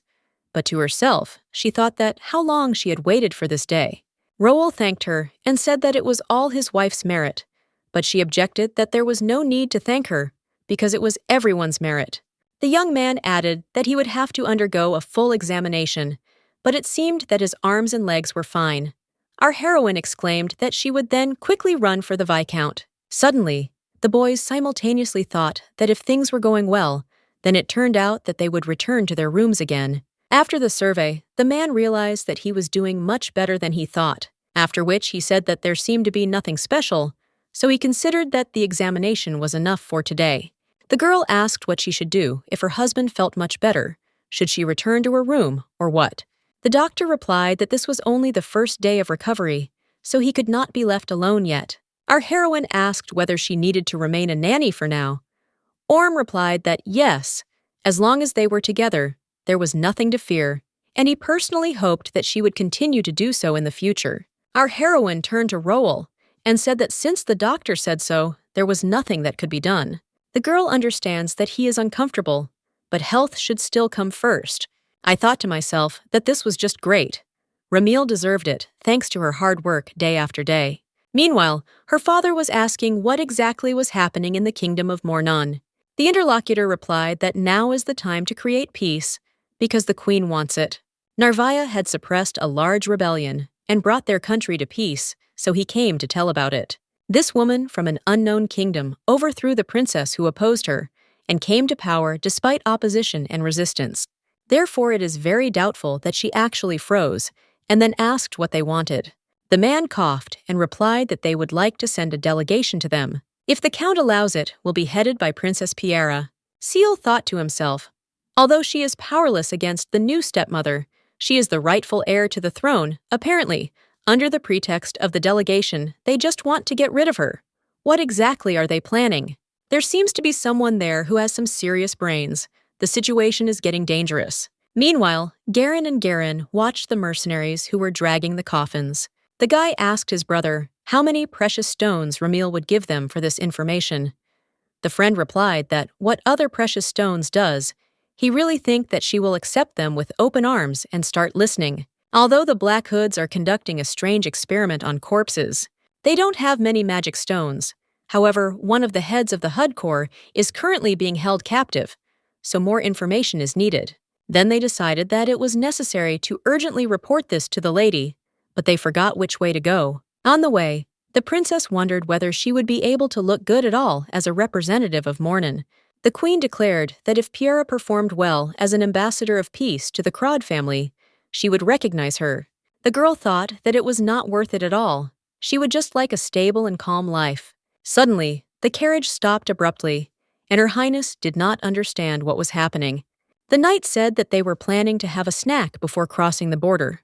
Could she please wait a little? When the princess replied that it was okay, the guy said that he would bring her food right away. Piera thought that she was a little excited to leave this hellish place. Maybe she should take a walk and look around before lunch. The girl did not understand why there was no one around. Perhaps they decided to start with hunting and then cook what they caught.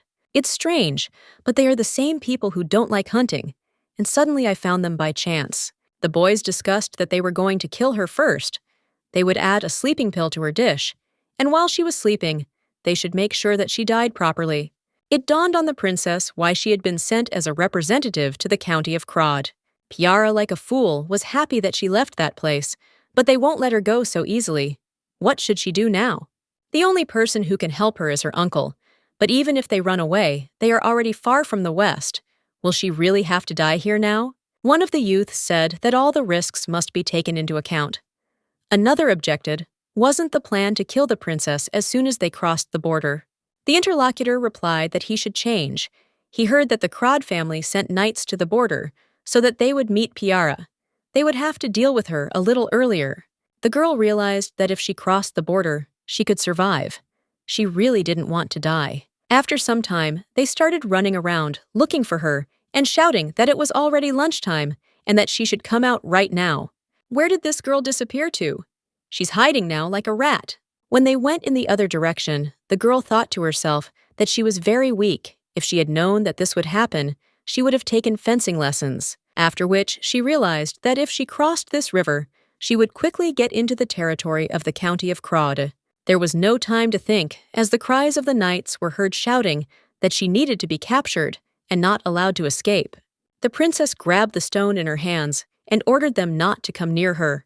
The boys laughed loudly and asked what she was going to do with him anyway, after which one of them poked her in the throat with a sword and asked, what was she really threatening them like a little child? The princess wondered if she would really die and asked to tell her the reason why the queen wanted to kill her. The young man asked her if she would understand if he said that her death would cause a war. If Piara dies, it will be a reason for them to start a war with Crod. Suddenly, the hand with which the young man held the sword was pierced by an arrow. It turned out to be Sibri Crod, who arrived just in time and caught this picture. While the boy was wondering what was going on, the princess immediately rushed to him and began begging him to help her. The detachment commander shouted that they were standing rooted to the spot and that they should attack him immediately. The young man threw a cloak over the girl and told her to stand aside, after which he turned to the knights and stated that they were from the kingdom of Mornon. How can they call themselves that without observing the chivalric code and without a sense of duty? After a short period of time, Piara wondered how he managed to cope with so many people. The name Crod was mentioned recently, which means he is from a family of knights, and is simply incredible. Sibri thought to himself that he tried not to touch the vital organs, but apparently there was poison in them. Could it all have been planned in advance? When the young man asked if everything was all right, the princess exclaimed that it was, and began to thank him for saving her. After she said her name, the guy realized that the girl was Princess Mornon. Then, he said that he wanted to clarify, just in case, whether these knights had been rude and ignorant towards her. Piara replied that yes, the royal guards wanted to kill her. The young man picked her up in his arms and said that, as a gentleman, he could not allow the princess to walk barefoot. He will try to go slowly, but let her still hold on tight. The girl wondered whether she should go to their mansion, because most likely it would cause a war, and she could not allow the man who saved her to suffer. Therefore, she reported that the attempt to kill her was to incite war between Mornon and Crod. If she dies in the count's mansion, his family will be blamed, which will become an excuse for starting a war, so she cannot go to them. After which, she thought that after these words, he would probably abandon her in the forest, but she did everything right. But suddenly, the young man said that he had assumed that their plan was such, because killing one's princess could not be done just like that. Piara exclaimed, if he knew that the girl was the cause of the war, then why didn't he leave her? The guy replied, if she dies, will that really solve the problem?